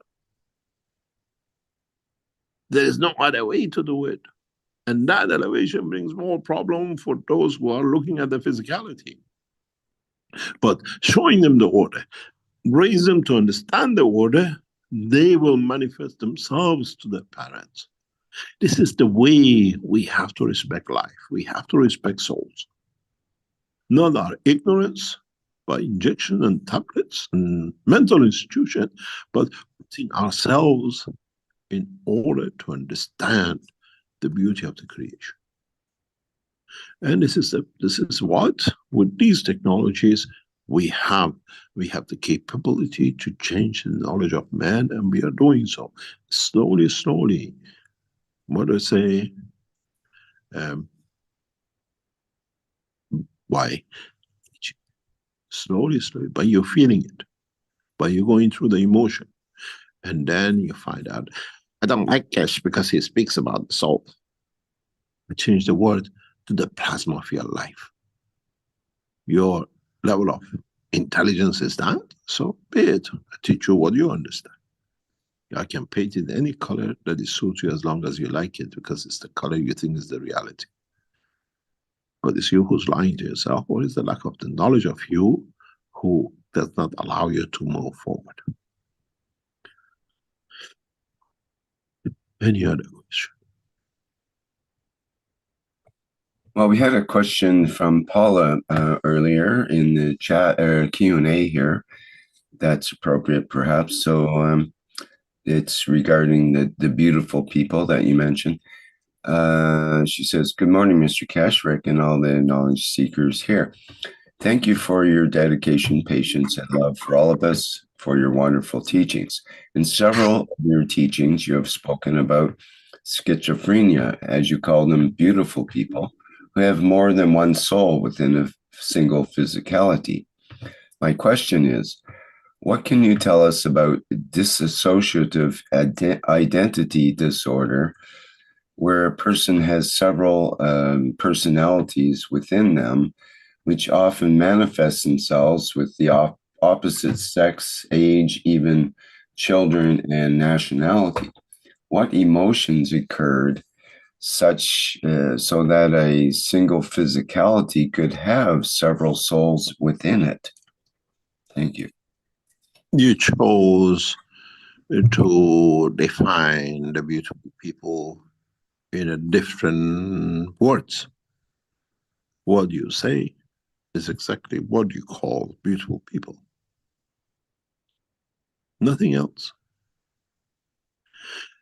People have different attitude or behavior in respect to the people. That's not the schizophrenic. That's not the disorder. But when you have, when you see the existence, complete behavior in respect to or against each other, what confirms in a way scientifically the existence of two souls, that's different. But what you just mentioned is another elaborate blah, blah, blah, blah, blah for the words you call beautiful people. Because this way you can explain it, you can understand it, but hasn't changed the fact. Whatever you call, whatever you mentioned, this, it means You're dealing with a couple of souls, maybe more in the same thing, but because you don't want to stick a word of schizophrenic or beautiful people, you have created another word, series of words and emotions to explain the same. Having responding in different way does not make you a schizophrenic. Living in certain part of your physical life different way shows confirmation of the existence of different soul. And then you have to respect it. And you have to understand, even within these souls, they have their own emotions. That some of it might match the other one, some of it doesn't matter, it doesn't match the other one. And then say, oh, you do the same thing there, because they have access to the same physicality. It's very beautiful. Read about the Siamese twins. There was, I don't know if they're still alive. There were two girls, and they had one body, but two heads, and the same things. And then they grew up, they understood the emotion of love, having a boyfriend, so they had to share this body with different men, because one liked this man and one liked another type of man. And I followed their lives for a long time, and it was amazing how they were explaining. And one had to watch the other one making love to because they couldn't go anywhere. The head is there, they're next to each other or stuck together in the head, and feel the emotion of the other partner, what they call it, half, to go through everything, and they had to watch it till it finishes, and or eat the food which they like, and they hate the smell of the food and everything else. And it just brought, when I used to read about this 2-3 Siamese twins, it used to bring me so much laughter. I used to say, now we have the knowledge. Shall we move one soul into another dimension and leave the two heads to one to work, to live and enjoy? Or at least allow one to go out and the other one do whatever it likes and bring it back in? The knowledge is there to do it now. But it's us who doesn't understand. When we see the two faces, two halves, we call it Siamese twin, but we don't want to accept that the same thing can be inside one physicality. And we give it all names, and some of them fits to both or 3 or 4 of them. And this is our fault, it's our lack of knowledge. And I hope with the new technology which is developed and getting developed, gradually we can show the two souls in the system together, and let the people and the families and whatever loved ones to see them, to appreciate them, the beauty of it. What was a shame to have, it becomes a jewel to have. Many people in the future will claim to be schizophrenic or beautiful people and behave to show they are, but in reality they are not. Because it's a beauty to be able to live within and be respected and loved within one structure. And man has not understood that. And as you created so many words for it, so many words, is there any difference? What's this? Is you defining the same thing in a different way.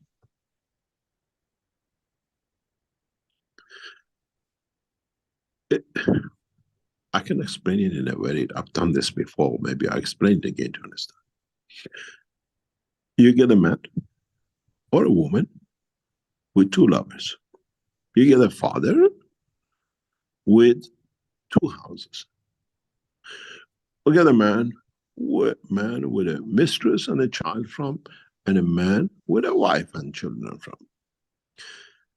His behavior with a lover and a child of the lover is different than his own children and wife at home, or the second wife, you call it.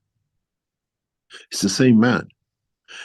The love he gets in one place creates a different behavior, and the emotion he gets into another gets a different behavior. But is that man schizophrenic? Or different characters? Or the emotion of time and the place creates the manifestation of that emotion in that time and place. And then when you bring the two children of the two lovers, two partners, to be on the same table, you see a different behavior. How one child speaks about the father, and how another child speaks about the father. It's the same father. Is that man schizophrenic? Or is it a condition of the love, the emotion, the environment, which creates different behavior in respect to that position?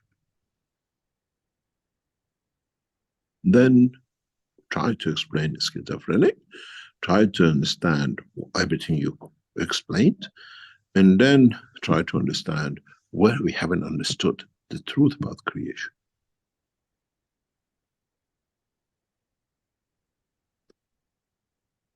I sat with a family, with a father, with one child in the family, and the same father, 3 children in the other family, in the other house.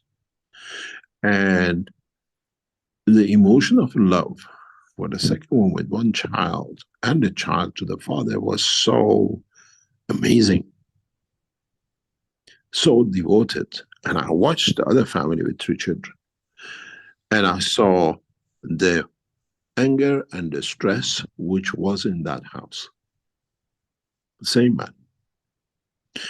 And when they found out about each other, it was a massive time of confusion. My father doesn't do this, but the father was doing exactly the same thing in the other house.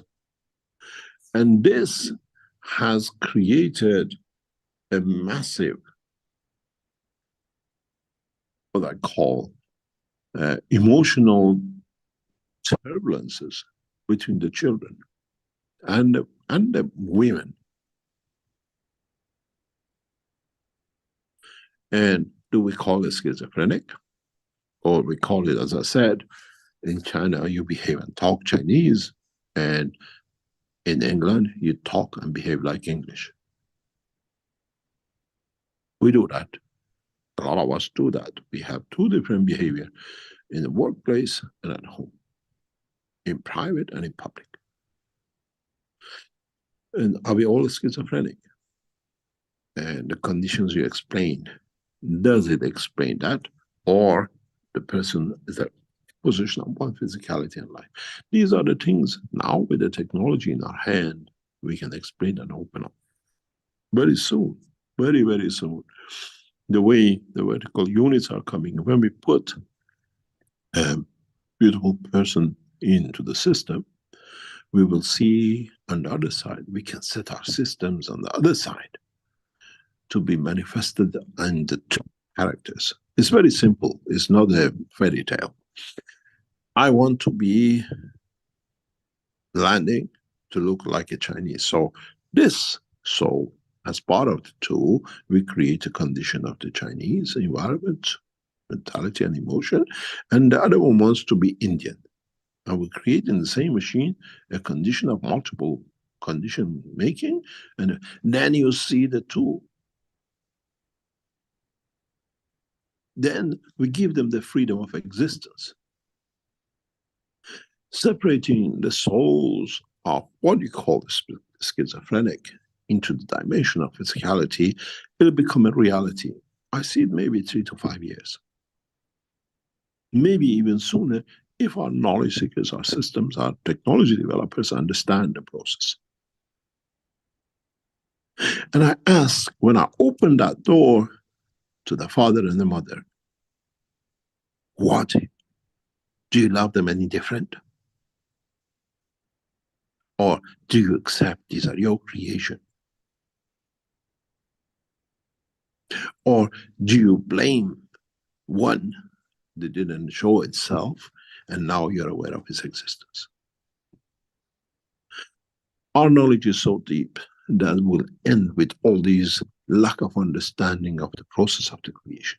There are other ways of manifestation of life and plasmas in the universe that man has not even understood. I cannot even tell you, because to you is something that doesn't exist. I gave you the magraphs, and we use it in different shape or form. For you, it still is, I don't get my 30%, it doesn't work. But it touches your soul, it's changed your life in the house. The fighting has gone, there is more loving. I got you, as we say in English, but short and careless. But you haven't still understood it. When you plug those magraphs in your houses to see physical reduction, I will step back and watch what has happened, what's changed in the house. I engage you in the fields of it, and you're still battling for the meters of it. And this is the next step in development of the technologies. Because you're physical, you have to see a meter shortage, but you haven't understood how I touch you in the condition of the souls. Go and take your videos before 10 years before you put the magazine, and look at the videos today. Have you changed the color of the house combination? Have you changed more calmer? Have you changed your food pattern? Have you changed something? And then you understand, we really touched you. Your meter just was a process. And I keep on telling you, look at the fields, not the meter on the wall. You missed the main measurement, which is you and your life. Any other question? Okay, thank you. We have a hand up here with Mehran. Are you ready to speak, Mehran? Yes. Thank you very much, Rick. Hello, Mr. Keshe. Hello, everybody. Thank you for the beautiful teachings, as always, and everything you do. A lot of gratitude. My question is about common denominator fields, which you have talked about, but I'm still very eager to know more about it, how we can find them, one, how can we find them by our souls, two, what's the relation with the creator, the common denominators and creator, and what does humbleness does in between all this and the relation with. It's how you put yourself. You create that emotion. How you become part of, it creates that emotion. And that's the common denominator. As long as you stay humble enough not to be above others, you have that common denominator. Something very interesting, Azar is in the background. She wrote to me a few weeks ago from the Persian teachings that one of the knowledge seekers who came to the conferences, can you close your microphone because getting your feedback, went into the Persian teaching, and Azar is there, that explaining how humble Mr. Keshe is with all the knowledge and everything else in the conference. He's like everybody else. That is a common knowledge. That's how the man should be. Knowledge, wealth, should not be a barrier. It should be a tool to be more humble. Just because you carry something or you possess something should not become the reason for you to abuse it, but to share it. The more we have, the more we share, the more common ground, the more common we become, and that's the secret to it. And this creates fear in people, that how come we cannot be? Because we all can be, we all are. But we choose the time and the place. And this is the common denominator, unconditional love, which means teach, do, and everything else with. But to be there, to be as part of everything at the same time all the time. And there is no measurement for it. It's a way of living, it's a way of life. It's the way a man should live. And it should not be just because where you came from, the society came from, the education you came from, the wealth you made or the position you have has to be any different.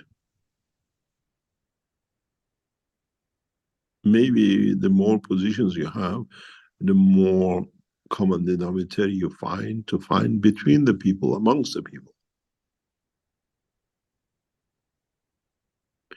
And there is no way the common denominator is the love of the Creator and understanding the devotion to serve. The rest will sort itself out. The rest you learn more and more. There's no way I can tell you this is the command. We start looking for it.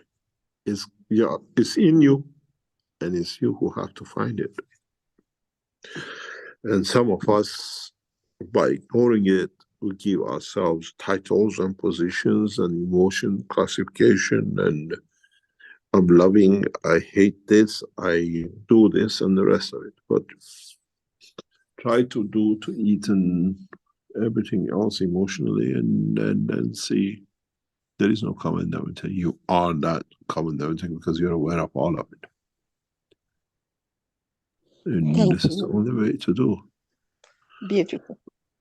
We haven't made a machine for it yet. But exactly what I want to ask is how you put it in the machine. You have to find yourself. When you find yourself in a dimension of the emotion and understand it, you have reached that common denominator. Nobody else. There is no tools. And there are no rules. And this is what we got to understand. There are no rules in the world of creation. The rule, yeah. No, please. The rules. No, there is no rules. There is no parameters that we have to be within it. We create those parameters. It's very interesting. I observed this for many, many, many years. We all go to the airport. Nobody knows who it is.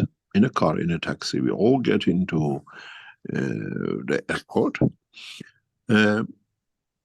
We all go to the counters, and the airport authorities have decided that we put a red carpet here, a blue carpet there, and a bit of fancy, a bit of a fence. We call this business class, and we put a flower at the end of them. We call it the first class. And then the others are economy. All these people get treated to go and give their luggage as a tag of wealth, or who paid for it. Doesn't matter. You want to be very poor man, but the company pays for it, business class, because they have some extra mileage. You go through the VIP system, but you end up in the same hall again, all of you together. Nobody knows while you're waiting who's first class, who's business class, who is economy. Then again, they say, passengers with a business class, please come forward first. And then the first class, and then the economy. You all go to your own bits of whatever you manage to pay. And in that space of time, in air, you have a slightly different, privileges, because you created it. But in fact, all of you breathing each other's air for 10 hours. They bring few bits of 10, 15 bits of it. But you're smelling and drinking and everything else of each other in that 10 hours. Doesn't matter. You're a business class, first class, or economy. Because the air condition has not changed. It's all one common. And you haven't realized it. And then it lands, And you all get up, business people go out, first class go out, and then you go back to corridor of the immigration. Nobody knows who was in first, and it's us who created those conditions for ourselves. In fact, we're all the same from the beginning to the end. Nobody knew how we came to the airport, which class we go in. We made that division because that's the way we want to identify ourselves. And then when we come going out of the airport terminal, nobody knew who was in the first or whatever. It's just inside us. And this is how life is. How we get, where we get, what we choose, what we paid for, and how we get out of it at the end. We are the beginning to the end the same. What means of transportation we use and what we did to be in it in that class is a condition of our physicality. We arrive from the environment and everything else, we breathe together, but according to our understanding of whatever we do, we live for a short time, we are passengers of the aircraft, the body of the man. And then when he finishes, the soul is back as a field in the dimension of the universe. Nobody knows where it came from, unless you have learned how to get off the plane as a parachute and get back in during the flight, what we call transmutation. So it's very easy, if you understand this, how life is. And sometimes you see people from the economy class, they try to go into business class or their first class toilets. What is the error? Excuse me, you cannot come in, it's for not, you go in the back end because you didn't cheat enough, you did not work hard enough, you use the toilet in the background with 40 people waiting. The business class, or what do you call it, the first class is only 2 people and 4 toilets, they can jump in anyone they like. But it doesn't mean the guy in it, what they call first class, could be the top criminal drug trafficker. He had the money and he got in, spending the money. And the guy in the economy is a doctor who served all his life to serve the others. This is what life is. But in the level of the soul, the guy in the business class has none left because he's done enough crime. And the guy in the economy in the backseat, a doctor or whatever science to serve his life, carries a higher level soul than the others. So which aircraft, which terminal, which clearing desk you got in, and at the end, we all end up in the same way, getting off the same airport, the same terminal. If you understand this, you understand the process of creation. But then expand this to the dimension of the soul. Where did the fields of the your soul came from? What passage of universe, which galaxy became, and where it's going back. All ends up from the same to the same. And if you understand this, you understand a lot about man's life and how he carries himself and what the position of soul is and what we expect of it and how it is. There are some people, we are all the same line, and when we have to start running, some do the best they can, but they stay behind.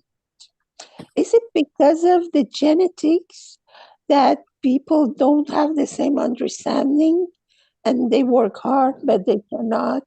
Yeah, or the souls which have been there when we are created and things like that, the difference in understanding. There is how we understand the word. There is a joke amongst the people with disabilities. We can't call them the special anymore. We call them the special people. A special Olympic, a special blah, blah, blah, blah. And then you see it's all the struggle. But in English, and what we call in the English language, we have a special forces as well, which means the military elite. And the joke between the people we call physically handicapped is they are a special forces because they're handicapped in the soul. If you hear military terms as British or American special forces has entered such and such an action, And then we use the same word for the Special Olympics or a special blah blah. One is the dimension of physicality, one especially has no soul because he's been trained together. It's us, how we stick things into each other and what we understand of it. And in the word of the Creator, we are all special. Then you have to understand how to play the game. Does the dimension of physicality not to run is a special, or the guy who actually stays behind as a handicap or a special actually reached the end and won the race long before you start physically running, because he understood the creation. Don't look what is left behind, understand how they are in the level of soul. And a lot of people with handicaps, with a lot of things, because they can't do things, they become very mature in the soul and emotion. And it's amazing how many of them reach that level. Because the physical disability, doesn't matter if they can or if they fall behind, has stopped the soul to mature. And we have the systems now that we can show these things. Gradually you will come to understand. Maybe you start seeing your own disabilities in the emotion and the field of the soul when it comes. Your disability is that you cannot receive the souls which are available, which you need. It means you're disabled. You haven't created a condition to tap into it.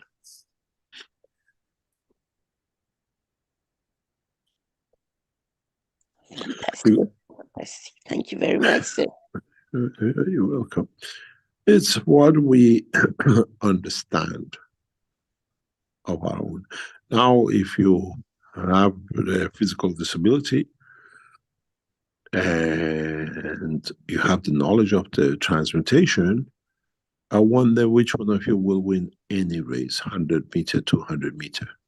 By the time you do your physical run, the one who understands was standing at the end of the line won the race. A lot of physical, what they call shows like athletic and the rest, will become very fun for a lot of people. And then would we create conditions that the swimmers cannot do a soul run?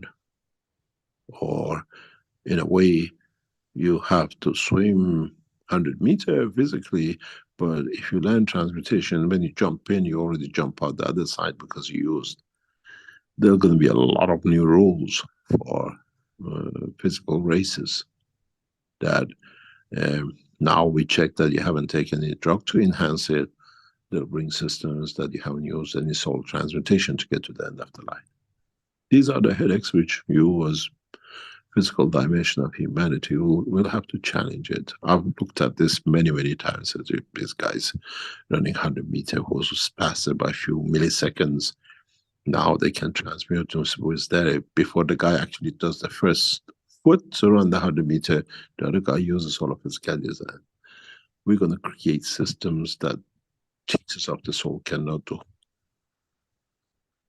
Now you understand gradually, there's huge changes will come. And this is part of that process. You have drug cheaters, now you have to find there's no soul cheating when you do marathons and others. We'll have to have special soul games. Maybe coming up. But this is the truth, this is the fact which we have to, as you become more knowledgeable about it, you have to do. In early times of the Keshe Foundation, when we were testing systems, I came across a sports doctor. He supported us a lot. We've done a lot of work with him. And the sports injuries and stuff, weeks, he was using the plasma technology into days. And those, what you call sportsmen were not up to a point. He was using the plasma technology to bring them up and show them they can do. And then because they emotionally became strong that they can reach this, physically they built up to it. And he created, using the technology, a few national and world champions using the GANS technology. And I always start with him. He says, I don't know what's in this water, but it cannot be detected. But I see the emotion of my sports people injuries changes. And then with it, even they have the injury, they're running like as they had no injury.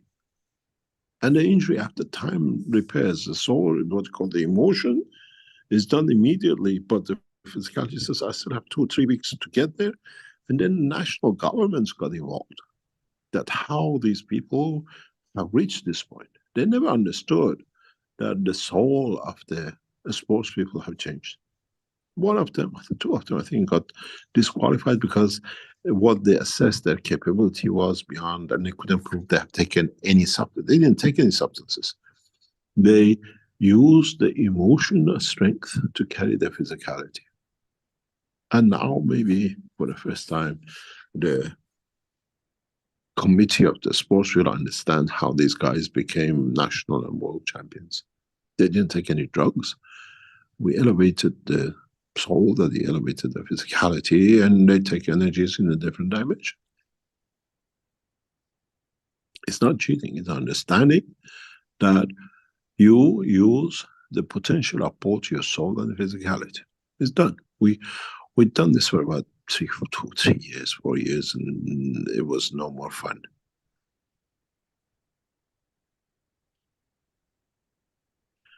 You can elevate the soul, which gives it confidence to physicality, and then you see what you couldn't do before, you do now. Or we create a condition to teach it, to train it, and to bring it to that point, and age is irrelevant. If we don't tame it, we cannot use it in a correct way. And taming it is by elevating it, not what you call shackle it. I was watching a program recently about this 9-year-old boy, what he saw, he did, and he saw a guy jumping out of the plane with an umbrella. But being young, he didn't understand this umbrella was made especially for this guy to hang from it. It's designed to actually become like a parachute. So this 9-year-old boy actually went, took an umbrella and got his brother to video it, went on the wall, and he jumped off the wall with the umbrella, and brother recording it. And the umbrella filled it up and he landed on his head, cracking his skull. And the whole thing was, he didn't have the knowledge how the other umbrella was made. So the father thought this guy is going to be a problem. So he directed his energy, his skill, his ingenuity in something else, and made a beautiful child with no problems out of him. Because he directed it, he showed where and how is the correct way to do things. And it's the same with us. We have, through our soul, teach our physicality how to take shape and control it. And then with it, show it you don't need to kill. I provide the food, I provide the energy, you just enjoy the time. And this is part of the work of the Keshe Foundation. In the coming time, as we build more and more systems which carry this, what we call central energy, as some of you doesn't like to call it a soul, then you all learn to tap into it, and part of tapping into that satisfies your emotions and make a man of peace out of you. And that's how it should be. And that's how it was. We changed and stopped tapping to universal energies, which is coming from the light and the day and the night of us into physicality. And now we're going back to it, and we learn how to become passenger of the universe. It's as simple as ABC when you know there is an ABC existing. Any other question?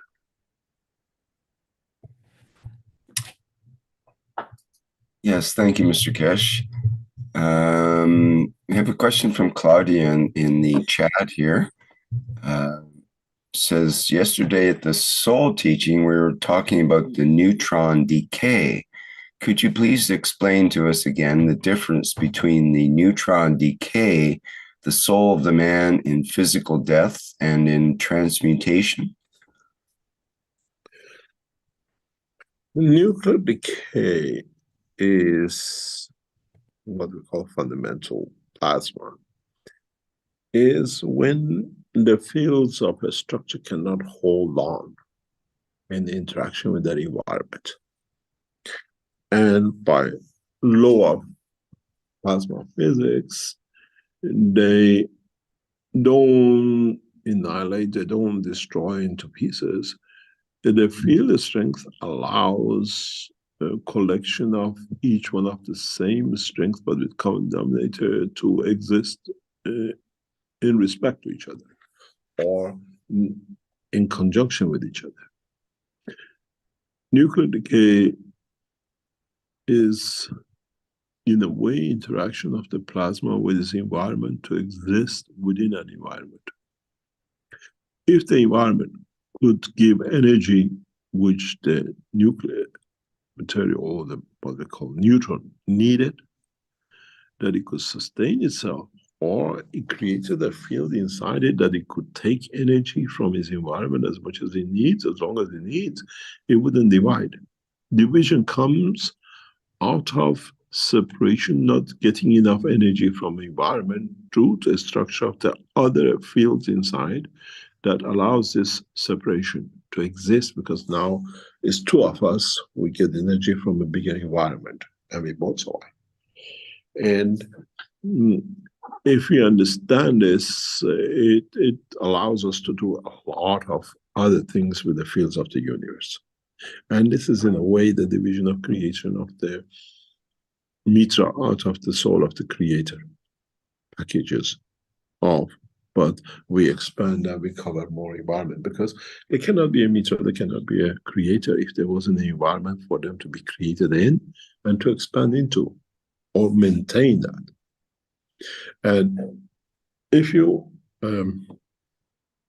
understand this in the term of the nuclear physics and atomic decay and the rest of it, or what we call nuclear decay, we understand why some isotopes last, some what you call atoms last longer before they go into division, and some less. Some of them is a few milliseconds, and some of them is a million year. Because that million year one has learned, has created a field inside it that it can take environmental fields and survive within them. The one who's shorter hasn't got that capability, does not have the field strength spectrum to get from environment. So it has to divide very rapidly, that it can maintain the structure, and then with this bigger field environment can take more energies now because it has a bigger spectrum. If you understand the process of the field transfer and nuclear decay in true essence of it, not that all this atom decays after so many seconds or whatever, we understand the actual, what I explained, the mechanism of it, then we understand we can always decay at the point of where we wish. And then life is everlasting, because we learn how to tap into universal energy, take what we need from it and give what we need, that we stay always balanced. And that balance does not need division, because you have always influence. And this is how everlasting lives are. The people who live longer are gradually, souls and physicality learn balance, and both in emotion and physicality, and we see longer lives. And it's the same with other things. Nuclear, you call it a decay. Look at the time of it. Few milliseconds, few seconds, years, and hundreds of years and millions of years. Then you understand the system has a field spectrum that it can take as much as it needs, that it gives as much as it needs. So environment cannot have that much effect on it. And the one which hasn't created that, the structure of the balance, needs to divide, needs to change that. It creates that balance in a bigger structure. bigger spectrum. When you're a dot, it's just one point. Whatever happens in that point. When you divided yourself in two dots, the environment between the two now has a spectrum.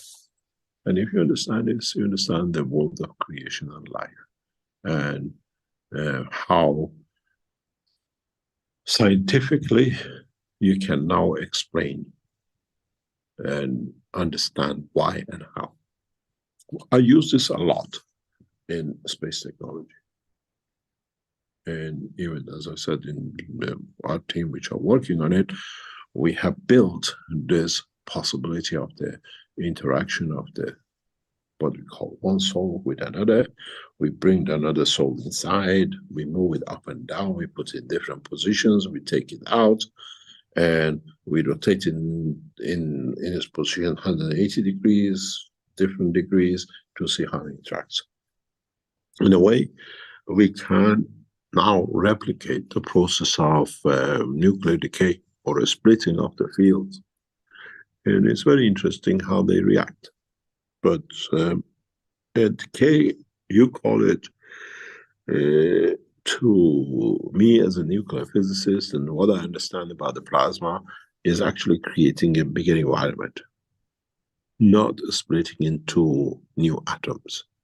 Because once a material splits in an atom, it still is in the environment. So, but they have interconnection. So now they bring in bigger environment to bigger spectrums of the fields, and now in that division they can work maybe 100 years when time of the man, because then the environment dictates the decay more than the material itself. And our scientists have not understood this, and this is what we use in Fukushima. That's what we do in the conformation of the application of the gases. We create that energy that it stops, creates interaction, connection with nuclear materials that brings that balance. And then they have nothing to give because they're in balance. You get no radiation, no nuclear interaction. It's very simple if you understand it in a real time. Yes. Sorry to interrupt you.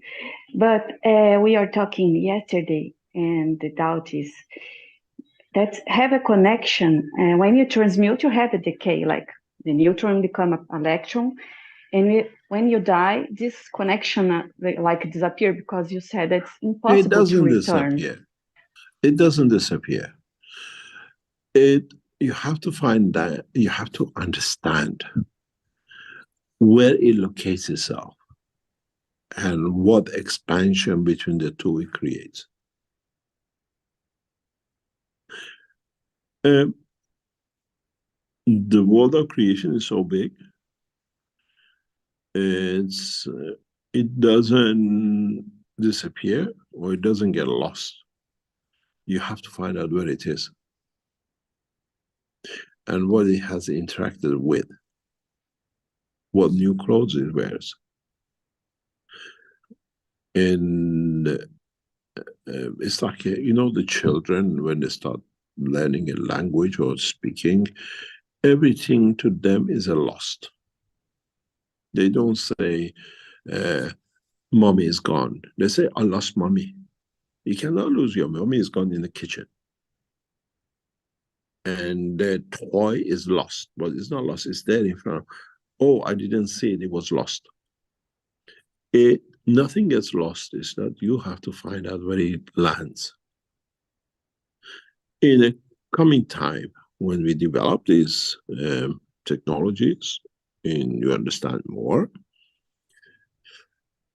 future scientists and all of you knowledge seekers and your next generation will be able, like when we get a DNA and say this is connected to you, through the field strength of their soul, which you created, you're part of it, can locate where your soul has landed. And like the way Daddy has gone to New York, we're going to go and see him in New York, your children, your great-grandchildren, through the dimension of the soul, will come to the point where your soul is. These are not fairy tales, because if you understood the principle, you can see the reality.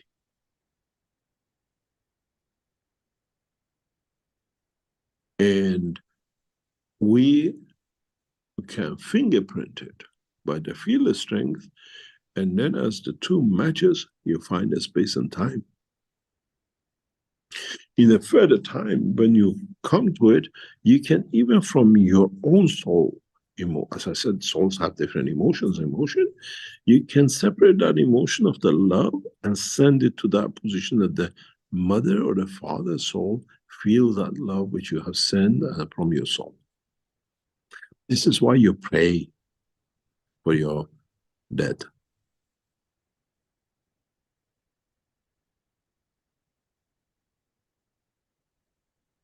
And if you understand this, that second when you pay attention to them. It's the time, that few milliseconds, when you actually connected to the soul. Doesn't matter if you pray for your mother, your Christ, your name, whatever. And you give that energy to, and you connect with. And that's why some people go to church and in a way pray to release the level of energy that part of it could match.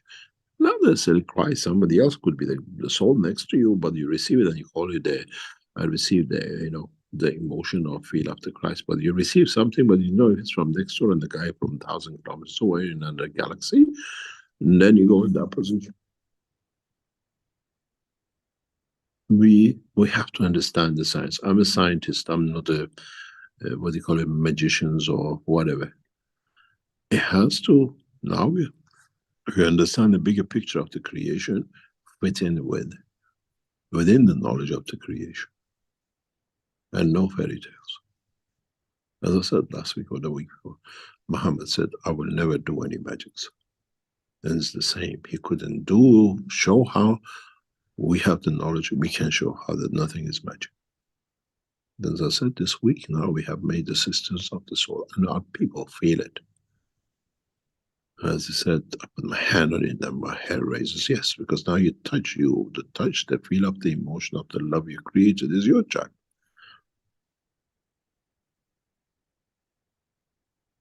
And then says, there is no field between the two. Bring the other one in and see where there is a field. This is the dimension of your plasma. Now you don't need to go further. But if you make your system more sensitive than the one outside, you can see how much the heat of the body is. Where is the field's extent?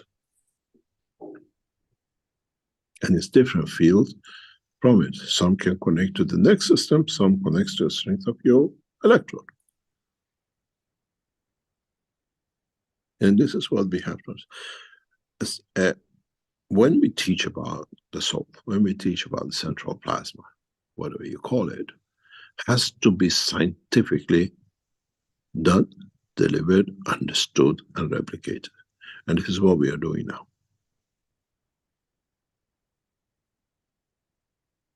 For you to understand it, you learn about the emotion, you went somewhere, you know, now you can do something. For those of you who went away, now we give you a tool, a system that you can expand it further on with.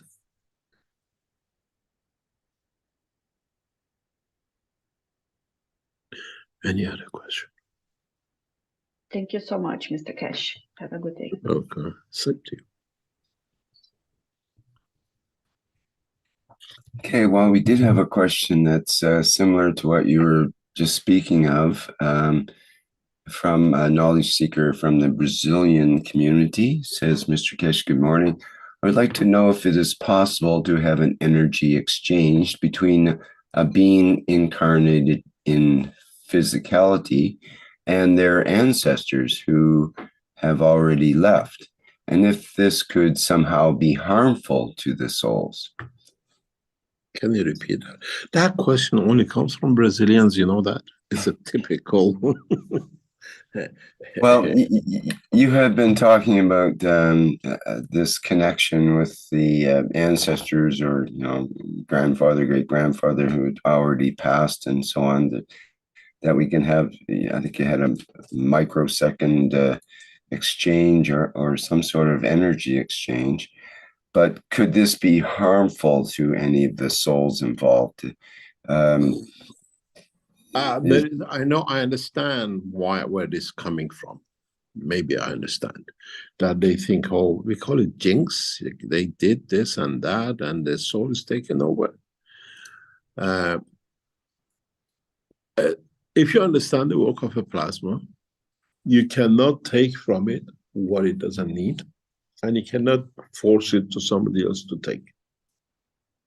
And what the interaction is a completion of the what I call existence and what is needed to exist. And if you understand this, then there is no need for interpretation. Does it do this? Does it do that? Can you take it? And what was the need for it to take it? And what's the outcome of it? It's all can be understood. They say, isn't it? They say the soul has been taken over by the devil and that kind of things, or the soul of the God knows this and that has got into their skin. This is a very common terminology, and in South America it's very, very strong in these things. And in Africa the same. That they don't let you to have a piece of the hair, they don't give blood because they think you can use their blood to get something into it, and they jinx them and the rest of it. We have to understand the process of the creation, and then the rest we know which one is the reality, one does apply, and why, if it taking place, applied.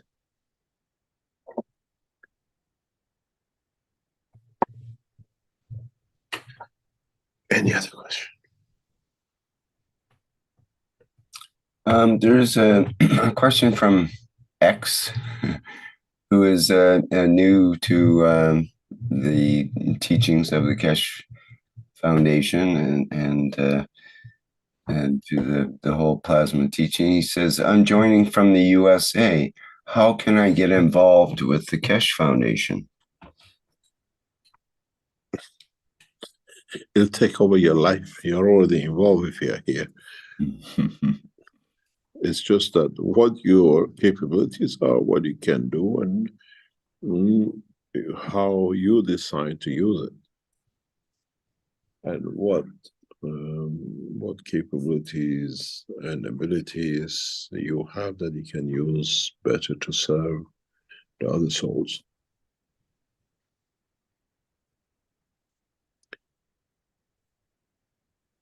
Any other question? Suppose they could start with the Telegram group for USA. That might be it.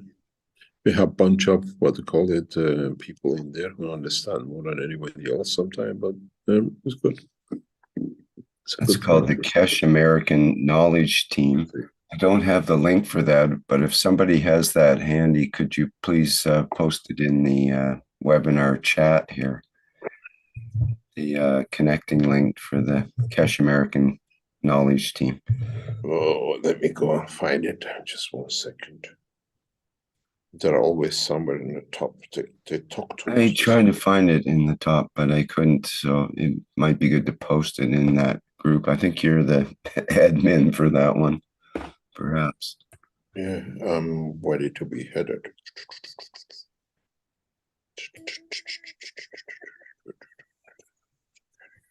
Yes, I found it. Let me get it. Now the next problem is. Okay, well, Raphael, I think, has beat you to it. He's, yeah, it seems to be an appropriate link that he's posted in the chat here. Thank you, Raphael. So, X, you can use that link, join up with the Keshe American Knowledge Team. And if you have some questions, that would be a good place to ask them. Lots of knowledge people there. I think about the 32 languages, if I'm correct, if I remember correctly. Yes, there's quite a few, and there is the Keshe One World Family, and Keshe English Knowledge Discussion Group, it's called, and so on, as well as a UK, which is different than the English knowledge team. So there's a number of options, but getting in on the USA one's a good start.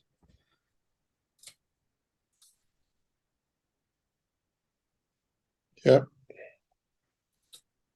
Okay, perhaps another question. I know it's probably getting time to wrap up here. From Hong Wei, who asks, are there any plans to officially publish the first 3 books in Chinese? I think it's better to publish an English-Chinese bilingual version. You mentioned the books are translated into Chinese, but we have to structure it to get the permission to publish it in China. But I think, yes, the books are translated fully in all 3, and there are some illegal versions of it on the Chinese network. We've seen it. Okay. He also mentions there's many papers listed at the back of the books, such as Universal Order of Creation, Cosmic Rays, Correction to the Einstein Equation, Death of a Star, Life of a Cell, Magnetism, Interatomic Fusion, etc. But it says there seems to be no place to buy these. Could you put them all the electronic versions in papers? There are about 400 papers written, and some of them a few pages, some of them half a page or a couple of pages, because once the knowledge transfer, doesn't matter how long it takes to do it. And some has been published. I've seen that there is work going on to make 4 or 5 of these papers together as a hard copy to what do you call it, to be able to purchase in the next few weeks or months. You'll see it. And it's like the ones which is done by Australian team, the 3 books about the plasma and nano-coating and agriculture. Now they're in hard copy. They're on the website. You can purchase them, but a compilation, they call it, of 3 or 4 of the papers together as a hard copy is in the process of getting done. It depends how long it will take them to do it, but you might get some papers released. And all the 400 papers plus have already been sealed and signed, and they have become the property of the Keshe Foundation. And then one day it will be released. Some of them we have, but all of them are in a, what do you call it, digital form kept. They're all kept in digital form in 2 or 3 hard drives, that if one gets missing, the other one is there. Some of these written papers have not reached the maturity of understanding by a lot of people. And if it goes public, they look at this physical dimension and they don't understand the totality of the structure of it. And this is some of the reasons I don't release many papers, because maybe in 50 years, maybe 100 years, when man, even at the speed we are teaching, matures to understand these papers, the knowledge in these papers. And there are some which very, very, what do you call it, in depth of the knowledge of the creation.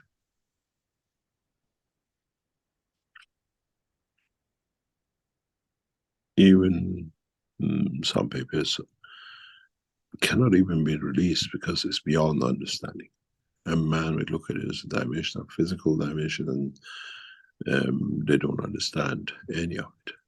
In time, foundation and what I call the structure, when it comes to the maturity of understanding, they'll be released by them.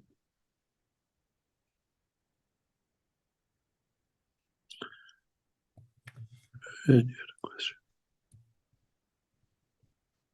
Well, there's always more questions. Let's see here. Do you want to wrap it up?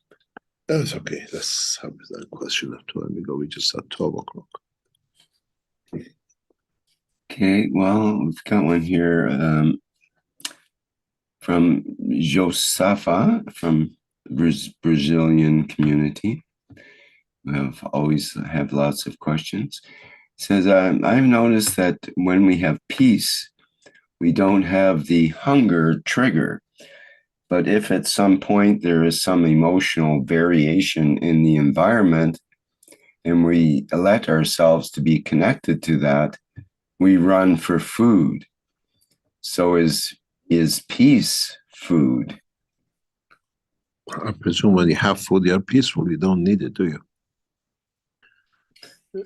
Yeah, it's kind of a chicken and egg thing in a way, but yeah, when you have enough, you don't look for some. It just depends what satisfies you and what is accepted to satisfy you according to yourself. But feel the strength. And what emotion brings you peace, or what peace is to you according to something which is peaceful to you, could be very interruptive to the others. And is that the real peace? And you have to understand why you go for food. And that gives you emotional, or is it a false emotion when you go for the food? Because you're already at peaceful, you got nothing else to do, you go something to chew or intake. Or you just create that dimension of I need food to create a mayhem that I might find peace because of it. Goes on to ask, what is the origin of this seed that feeds the emotion of creating and staying in a conflict, which somehow can be in the emotion of the soul, of the physicality in all of us? Confirmation of existence. Some people create confirmation, conflicts to confirm their existence. And some are there to say, I exist because of the conflict. It's very much, if you look at the 9 wars of the Crusaders over 200 years for Jerusalem, in the name of ownership, they created war. The 9 war of the Crusaders, with the Christians lost most of it. From the first one to the last one, the Pope called the wars to confirm he has the power to do no other thing. It could have been done so mutually, and every time they ran out of swords, everything, they sat down and signed a 10 or 15 or 20 years peace agreement between the Christians and the Muslims. And they called it the Crusaders, War of Crusades over 200 years. And one man decided it's time to war because I have to show I have a power, and that was a Pope. Nobody else decided on the Crusaders, just one man. And different men who took that chair to show they have a power, and every time they tried, they failed. If you, why did the conflict? Why did you have to have a conflict to confirm you exist and you have power? And I think it's in the 3rd or the 4th Crusaders war, the Pope actually went to the French, and the British were fighting each other at each other's throat. Said, listen, you two stop fighting, get together, go and free Jerusalem from the Muslims, and come back and start your wars again. And he actually convinced them to do that. He stopped the war between the French and the British. And that time, the Germany, which was a bigger, what they call, part of the Vatican, or what they call it, the structure of the power. And he convinced 2 or 3 times different popes over 200 years of Crusaders to stop fighting each other in Europe, go and fight the Muslims, and when you finish, you conquer, come back and carry on. And that's what they did. And created that condition of war. at the same time fighting to confirm who's more powerful, but now we have another enemy, let's go and do it. And we come back and we fight afterwards. Let's go and fight somebody else, and we still are in war at each other. And who created a condition of peace? And then when they couldn't win, they came back and they had peace with the Muslims. They came back and they fought with each other again in Europe. So where does the conflict and the war comes from, and who decides? And why do we decide to have a conflict with one person and not with the other? For the same reasons. It's us, is internally, we decide. And thus conflict between the soul of physicality and physicality of them to confirm our existence.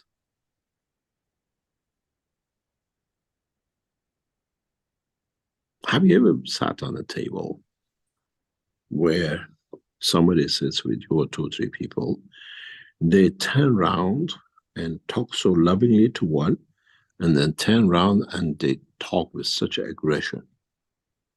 In many families we have this.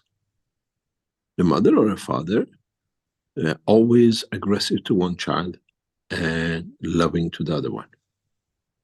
Because it's weaker, I have to protect.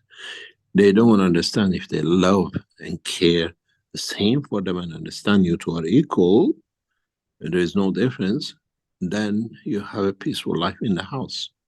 They are the cause of the conflict because they created it under the table on every move. Always jump on this older one. You don't know this. Oh, come on, darling, let's go there. Even the younger one does the same thing as the old. And what happened? The younger one, the older one tries to mimic the younger one because he doesn't get punished, so I don't get punished. I can do the stupid things he does. We are the creator of it.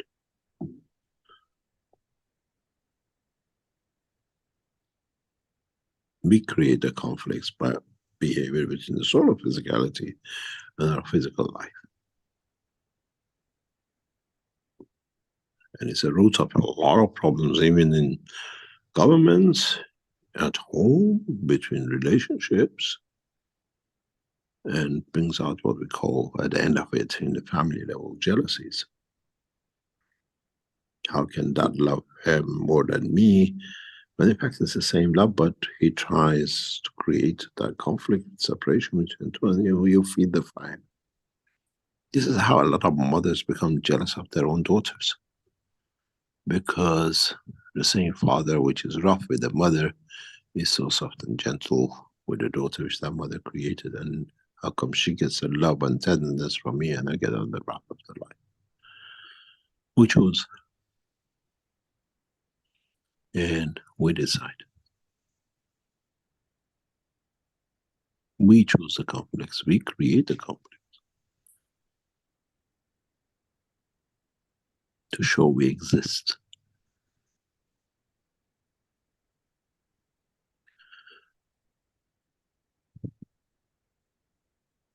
Any other question? Well, if you keep asking, we'll keep the questions coming. There's a Sometimes you get to the end of it. We said there is no more, and we go. Well, we're very close, actually. But the questions get stranger as we get to the end point. I've been saving the strange ones to the end. Okay. We got one. The strange ones we don't know. We say, sorry, this session is finished. We don't have time. Well, I've got one that's a translated question. I'm not quite clear on it, but we'll give it a try. From Kurt. It's in German, and it says, hello, Mr. Keshe. You talked about understanding through the intellect. Is it the intellect of, now the translation is rough here, is it common science? I think it means common sense. Or that of another dimension? Is there guidance from the soul here? Both ways. Both ways.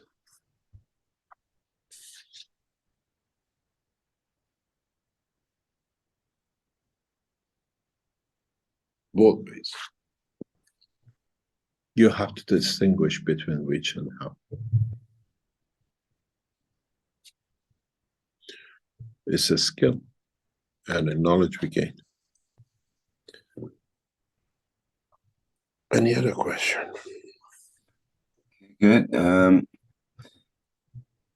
question from Daisy from the Brazilian community says, the media always emphasizes events and news where the emotion stimulated is fear, sadness, revolt, among others, etc. Am I wrong in thinking that this is an intentional manipulation of the masses?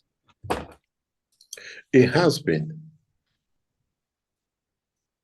It has been, and it will be used that way, of course. It has been. And depends who's behind it and how they are behind it.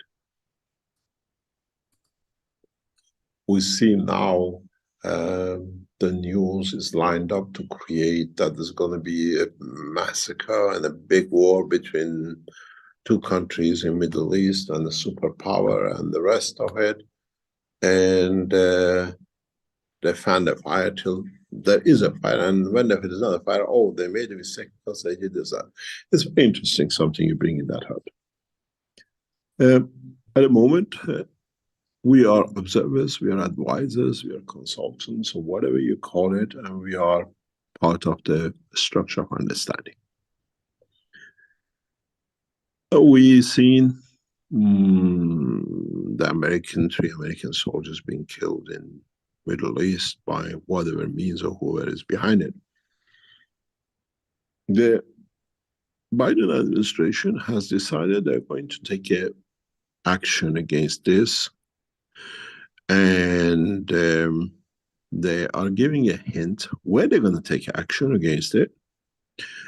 And in the backgrounds, they're afraid of what the repercussion will be from such an action, because the same structure can create some other problems for them.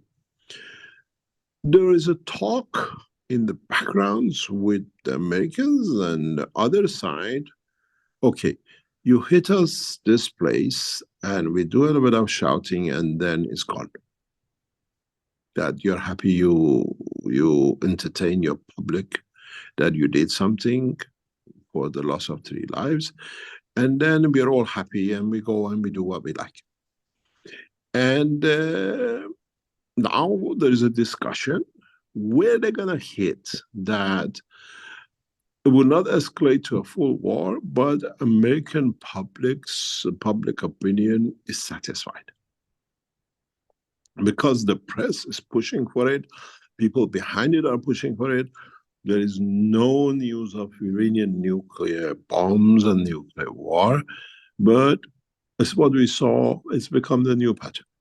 Go back 3-4 weeks ago, there was a big talk of population escalation of the war between Iran and Pakistan because they hit each other, and then when they agreed who's going to hit where. Because there are a bunch of the Iranian opposition from Balochistan sitting in Pakistan. So they said, okay, hit here, you get rid of your enemies. And then there were a bunch of people who are against Pakistan, said, okay, they're here, you hit here. When they hit, they got rid of both enemies, they agreed. The Iranian foreign minister traveled to Pakistan, shook hand, oh, we did a good job. Because you got rid of your enemies, we got rid of our enemies. And we are both happy in public. This has become a new feature of Iran negotiation business. We hit you to show we have a power. And you have to understand there is a huge power sits within Iran, hidden technologies, that the Americans are aware of. They cannot. Otherwise, before they would have gone and shot everything else. Now they're negotiating just to satisfy in press or in public, but that American did something, we can't lose 3 soldiers and do nothing. They're negotiating where to hit, that there is something to do with the Iranians, and the Iranians are moving all the people which are connected to their government out of the position, that there are a few people local might be damaged, but we feed the press in the United States to, in a way, shut them down or shut them up. And we see this now very, very clearly. There's a huge negotiation going on in the background. where and how and the way to be like to a surprise, but now you as knowledge seekers wait for it and see what comes up next with it. Or would it run out of control? But the negotiating who will hit where, that the American public and press is satisfied. And and then the press will make a big hullabaloo of it, or the American hits and they took the revenge. But in a way, it's pre-agreed now, is what we call modern warfare, because Iran can create a huge damage internationally for the whole American structure and the people who stand behind Iran in that. So now these wars, what is press making is negotiated. Let's have a look what we can do, that we keep them shut up, but we're still working, negotiating and doing things with each other. Yeah, watch the thing and see how it goes, and if there's going to be an escalation to the next level of it, if it goes out of control, which at the moment they're trying to maintain. And we saw the same thing, if you remember, when the Iranians hit the biggest base in Iraq in 2020. Trump could not do anything. Even the top generals of Navy, Army, and Air Force were standing behind him. He was shaking like a leaf. We're not going to do anything. We're just going to let it go. Because you know you don't have the technology which Iran possesses. America is in that position today. But the press doesn't tell you that one. But it's put the pressure on the American administration. Let's do something. But this time is negotiated where we're going to hit. You watch this, what comes up. And then you understand how much press is watched by who and what will bring for election for Biden. This is very important, but we'll see the extent of it, or how many planes will go, what rockets will hit where. And they already agreed it will be offshore, not on Iran mainland, if they keep to it. And we're going to see something, a naval ship or something, or a naval base overhead. That it's a strange how they call it a war. It's actually negotiating games, because there are other things they need to satisfy with each other. So who makes the news? And as being part of the, or inside the structure, we see it how it's done. It's not anymore we hit how we go. It's you organize something, we show. And even look at the press. So when started the war between Iran and Pakistan, they were waiting it so up. It was with all pre-arranged and pre-agreed. And look, 2 days after, they literally wiped out each other's enemy and each other down there. They gave the address of the places where to hit in a way. And they went back. They went to each other and they had a lunch. Iran Foreign Minister has a beautiful lunch in Pakistan, and he came home and stopped. But it was something to get rid of opposition, both sides. And they knew where they are, they were given the address, they hit it. Oh, Iran hit a missile there. Everything was agreed beforehand. And it's a new politics, but they don't tell you that in the press. I'm sitting and watching which place and what is agreed to be the Iranian interest, pre-arranged, pre-agreed. Most of our experts or everything else has been pulled out, that there's not a, what you call, it's just a collateral damage. So America have done something. And they want more than 3 people that we can sell. We can kill more than 3 people. I don't know how many dummies they bring to put in there, but you will hear a few number more than 3 are killed, that they satisfy the American eager for killing. Watch this space. It's very nice how news will be developed, and then you understand how they control. Any other question shall we call it a day? Well, why don't you just, there's one more main question.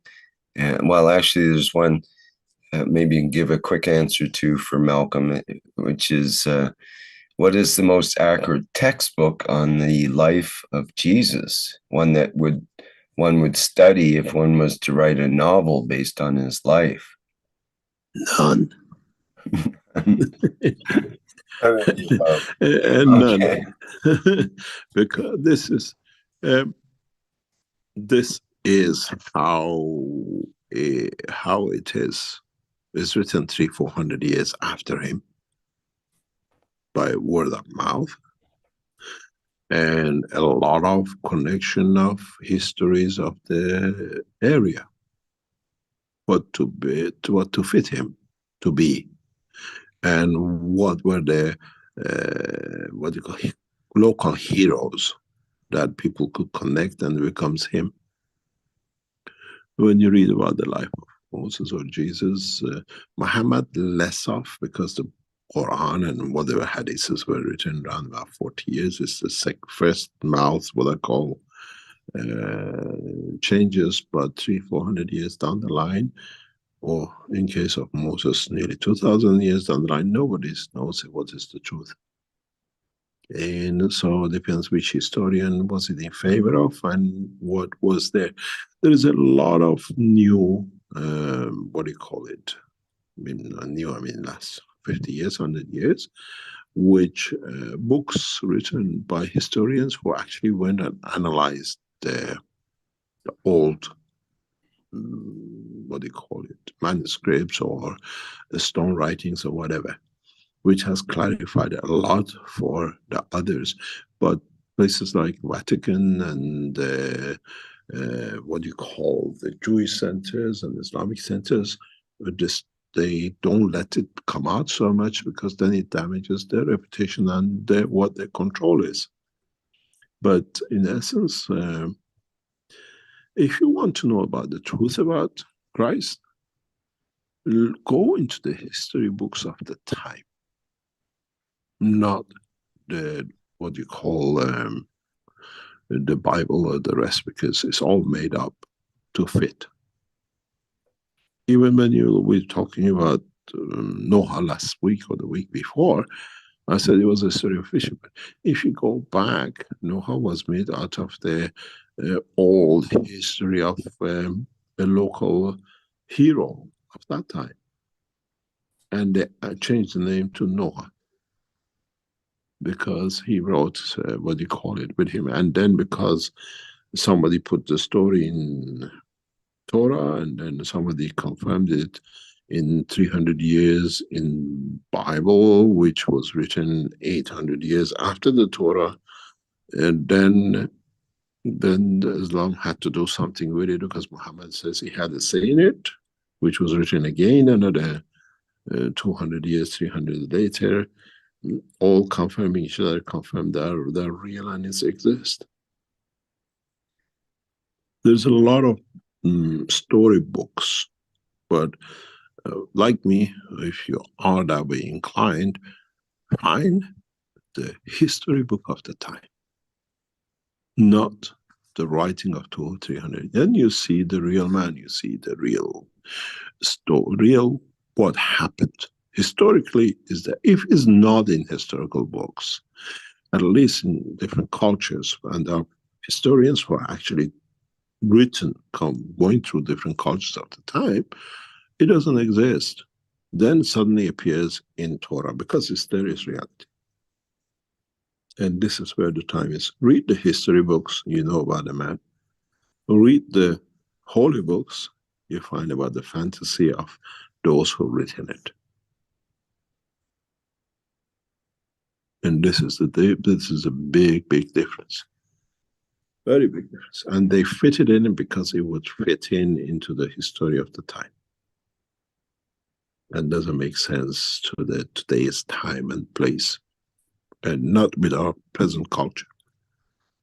And the worst one, I think, is written into, because it's done in the time of, near time of, is in what we hear in hadiths and Quran. How a man who was supposed to be man of God orders kings of hundreds and only men, because he loved women. And even till last century, it was a tradition because he did it. In all the wars where Muslims or Europeans were involved, always men got killed, not the women. Because women are a product of the pleasure and everything, slavery and money. And then you see the truth. A man of God should not kill. doesn't matter in one name. It's not the characteristics of the creator. Using the name of God to create destruction, that's the characteristics and behavior of the man. Nothing to do with creator, and it should not come into the books of religions, because it's not the religion. It's the same with Moses, the same with Christ, the same with David, it's the same with Muhammad and the rest. If they had the money to master an army, be it physical or the soul, and not to abuse it, they've done. Christ was good at it. He created the army of women because he enjoyed them. Muhammad was the same.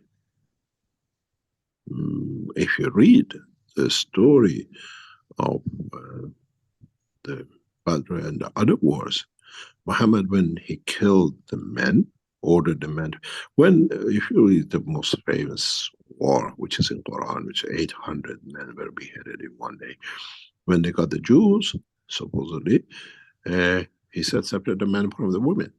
And for one day, they spent just beheading men in one corner of the same city, same place, while their children and their wives were pulled away from them, and then the women and the children who were not adult yet were taken as slaves and part of the harem. And by the Islamic law, 20% belongs to the religion. So Muhammad took the share of women and the children, which was his, as we call slaves, and he sent them to market. This is not in Quran, it's not my saying. Read Quran, history of the Islam. He sent these women and slaves to be sold in another city, that the money from it could allow them to get horses and swords to strengthen his army for the next war. And the other children and women were given to the soldiers according to their horse riders or the walkers, soldiers, how many they took, and most of the women became what you call slaves, and most of them had more, they became what you call it, the wives and everything else. And usually in these tribes, the most beautiful women went to the top leaders. And this is how in many wars, Muhammad chose the women out of the tribes they won. And the same leaders, other leaders. And so many wars in Quran. Quran is one of the nearest things, because some of the people who were involved in writing it were actually at the time in it, so they could tell the truth. With Christianity, we don't have no trace. It's all Chinese whisper. And whatever befitted in the local area, in the history of the hero, has become that hero. They just changed the name to Christ or to Moses. Go read the story of the history of the time and the beliefs and the religions, and then you see most of the name of the prophets is literally from the gods' statues. It is not the real name of the man. And they add to it.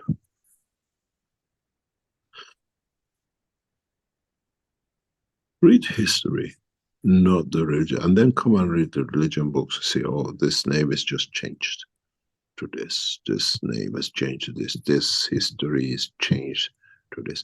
The boat of Noah is one of the clear examples of it. Actually, the story goes 200, 300 or 1,000 years before even Noah.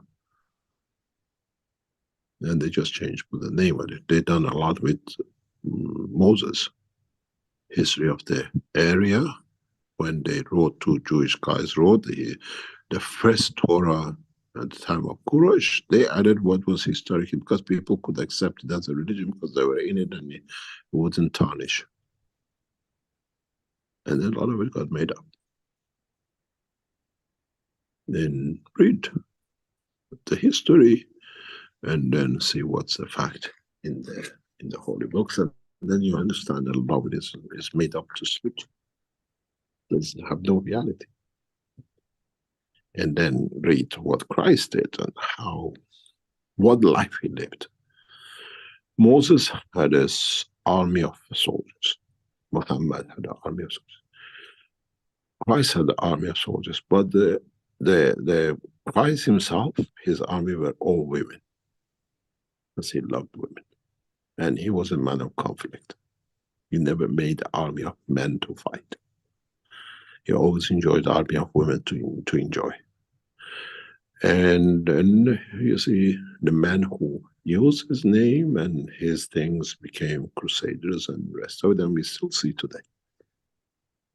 If the Christians lived the life of Christ, planet Earth would have been heaven, both for men and women, because he loved the pleasures of physical life.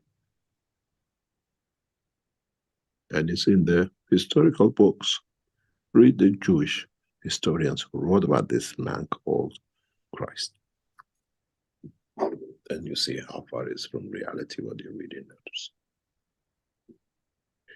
As I said, one of the biggest problems with the holy books is especially going back to Old Testaments and the New Testaments and then the Quran, just because they had to follow each other. If you call the God so kind, if you call the Creator so beautiful, and everything else we associate with him, how can such a beautiful, generous Creator order eye for an eye?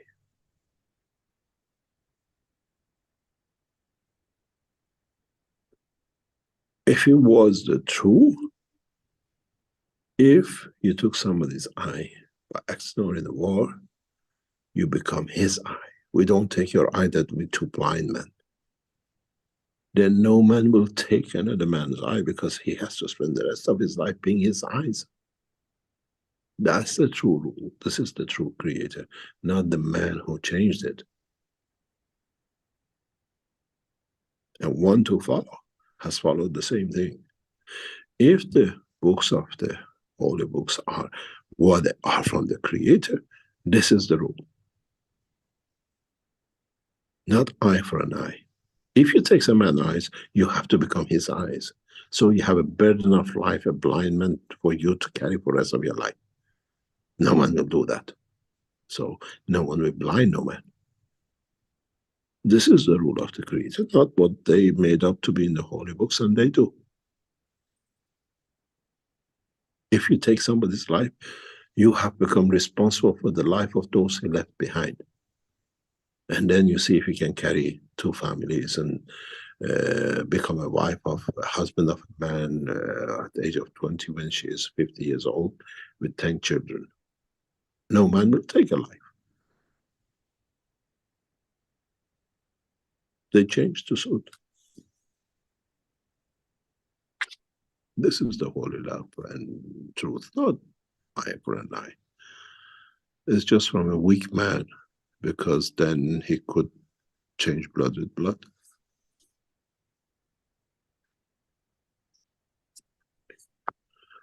Read history books and not the holy books, and then you understand the truth about what happened, where they came from, who's the real name, and the rest of it. Thank you very much for today. I still invite you all to join us in Sanya, because I think it'll be a life changer for a lot of you in understanding new technologies, a new change in the life of man. Thank you very much for today, and see you next week. Okay, thank you, Mr. Keshe. I won't ask you the question about the cabbage babies then. We'll leave that to some other time. Thank you very much indeed. Okay, well, thank you, Mr. Keshe, and thank you, everybody, for attending today's 523rd Knowledge Seekers Workshop here on Thursday, the 1st of February, 2024. You see our next public teaching workshop. My calendar up will be on Tuesday, February 6th, with the One Planet, One Nation, One Race for Justice and World Peace. And that will start at the 4 p.m. Central European Time, again on Tuesday, February 6th. And all are welcome to attend that workshop with members of the Universal Council who will be presenting it. Okay, I think that's it for today. Again, thank you everyone for being here, and we'll go out with our usual Flight Enhancement Spaceship Unit music version. And thank you everybody for attending. Our background image today was from Jedi Simon. Thank you for that. And we'll see you all in the next public teaching workshop. Bye for now.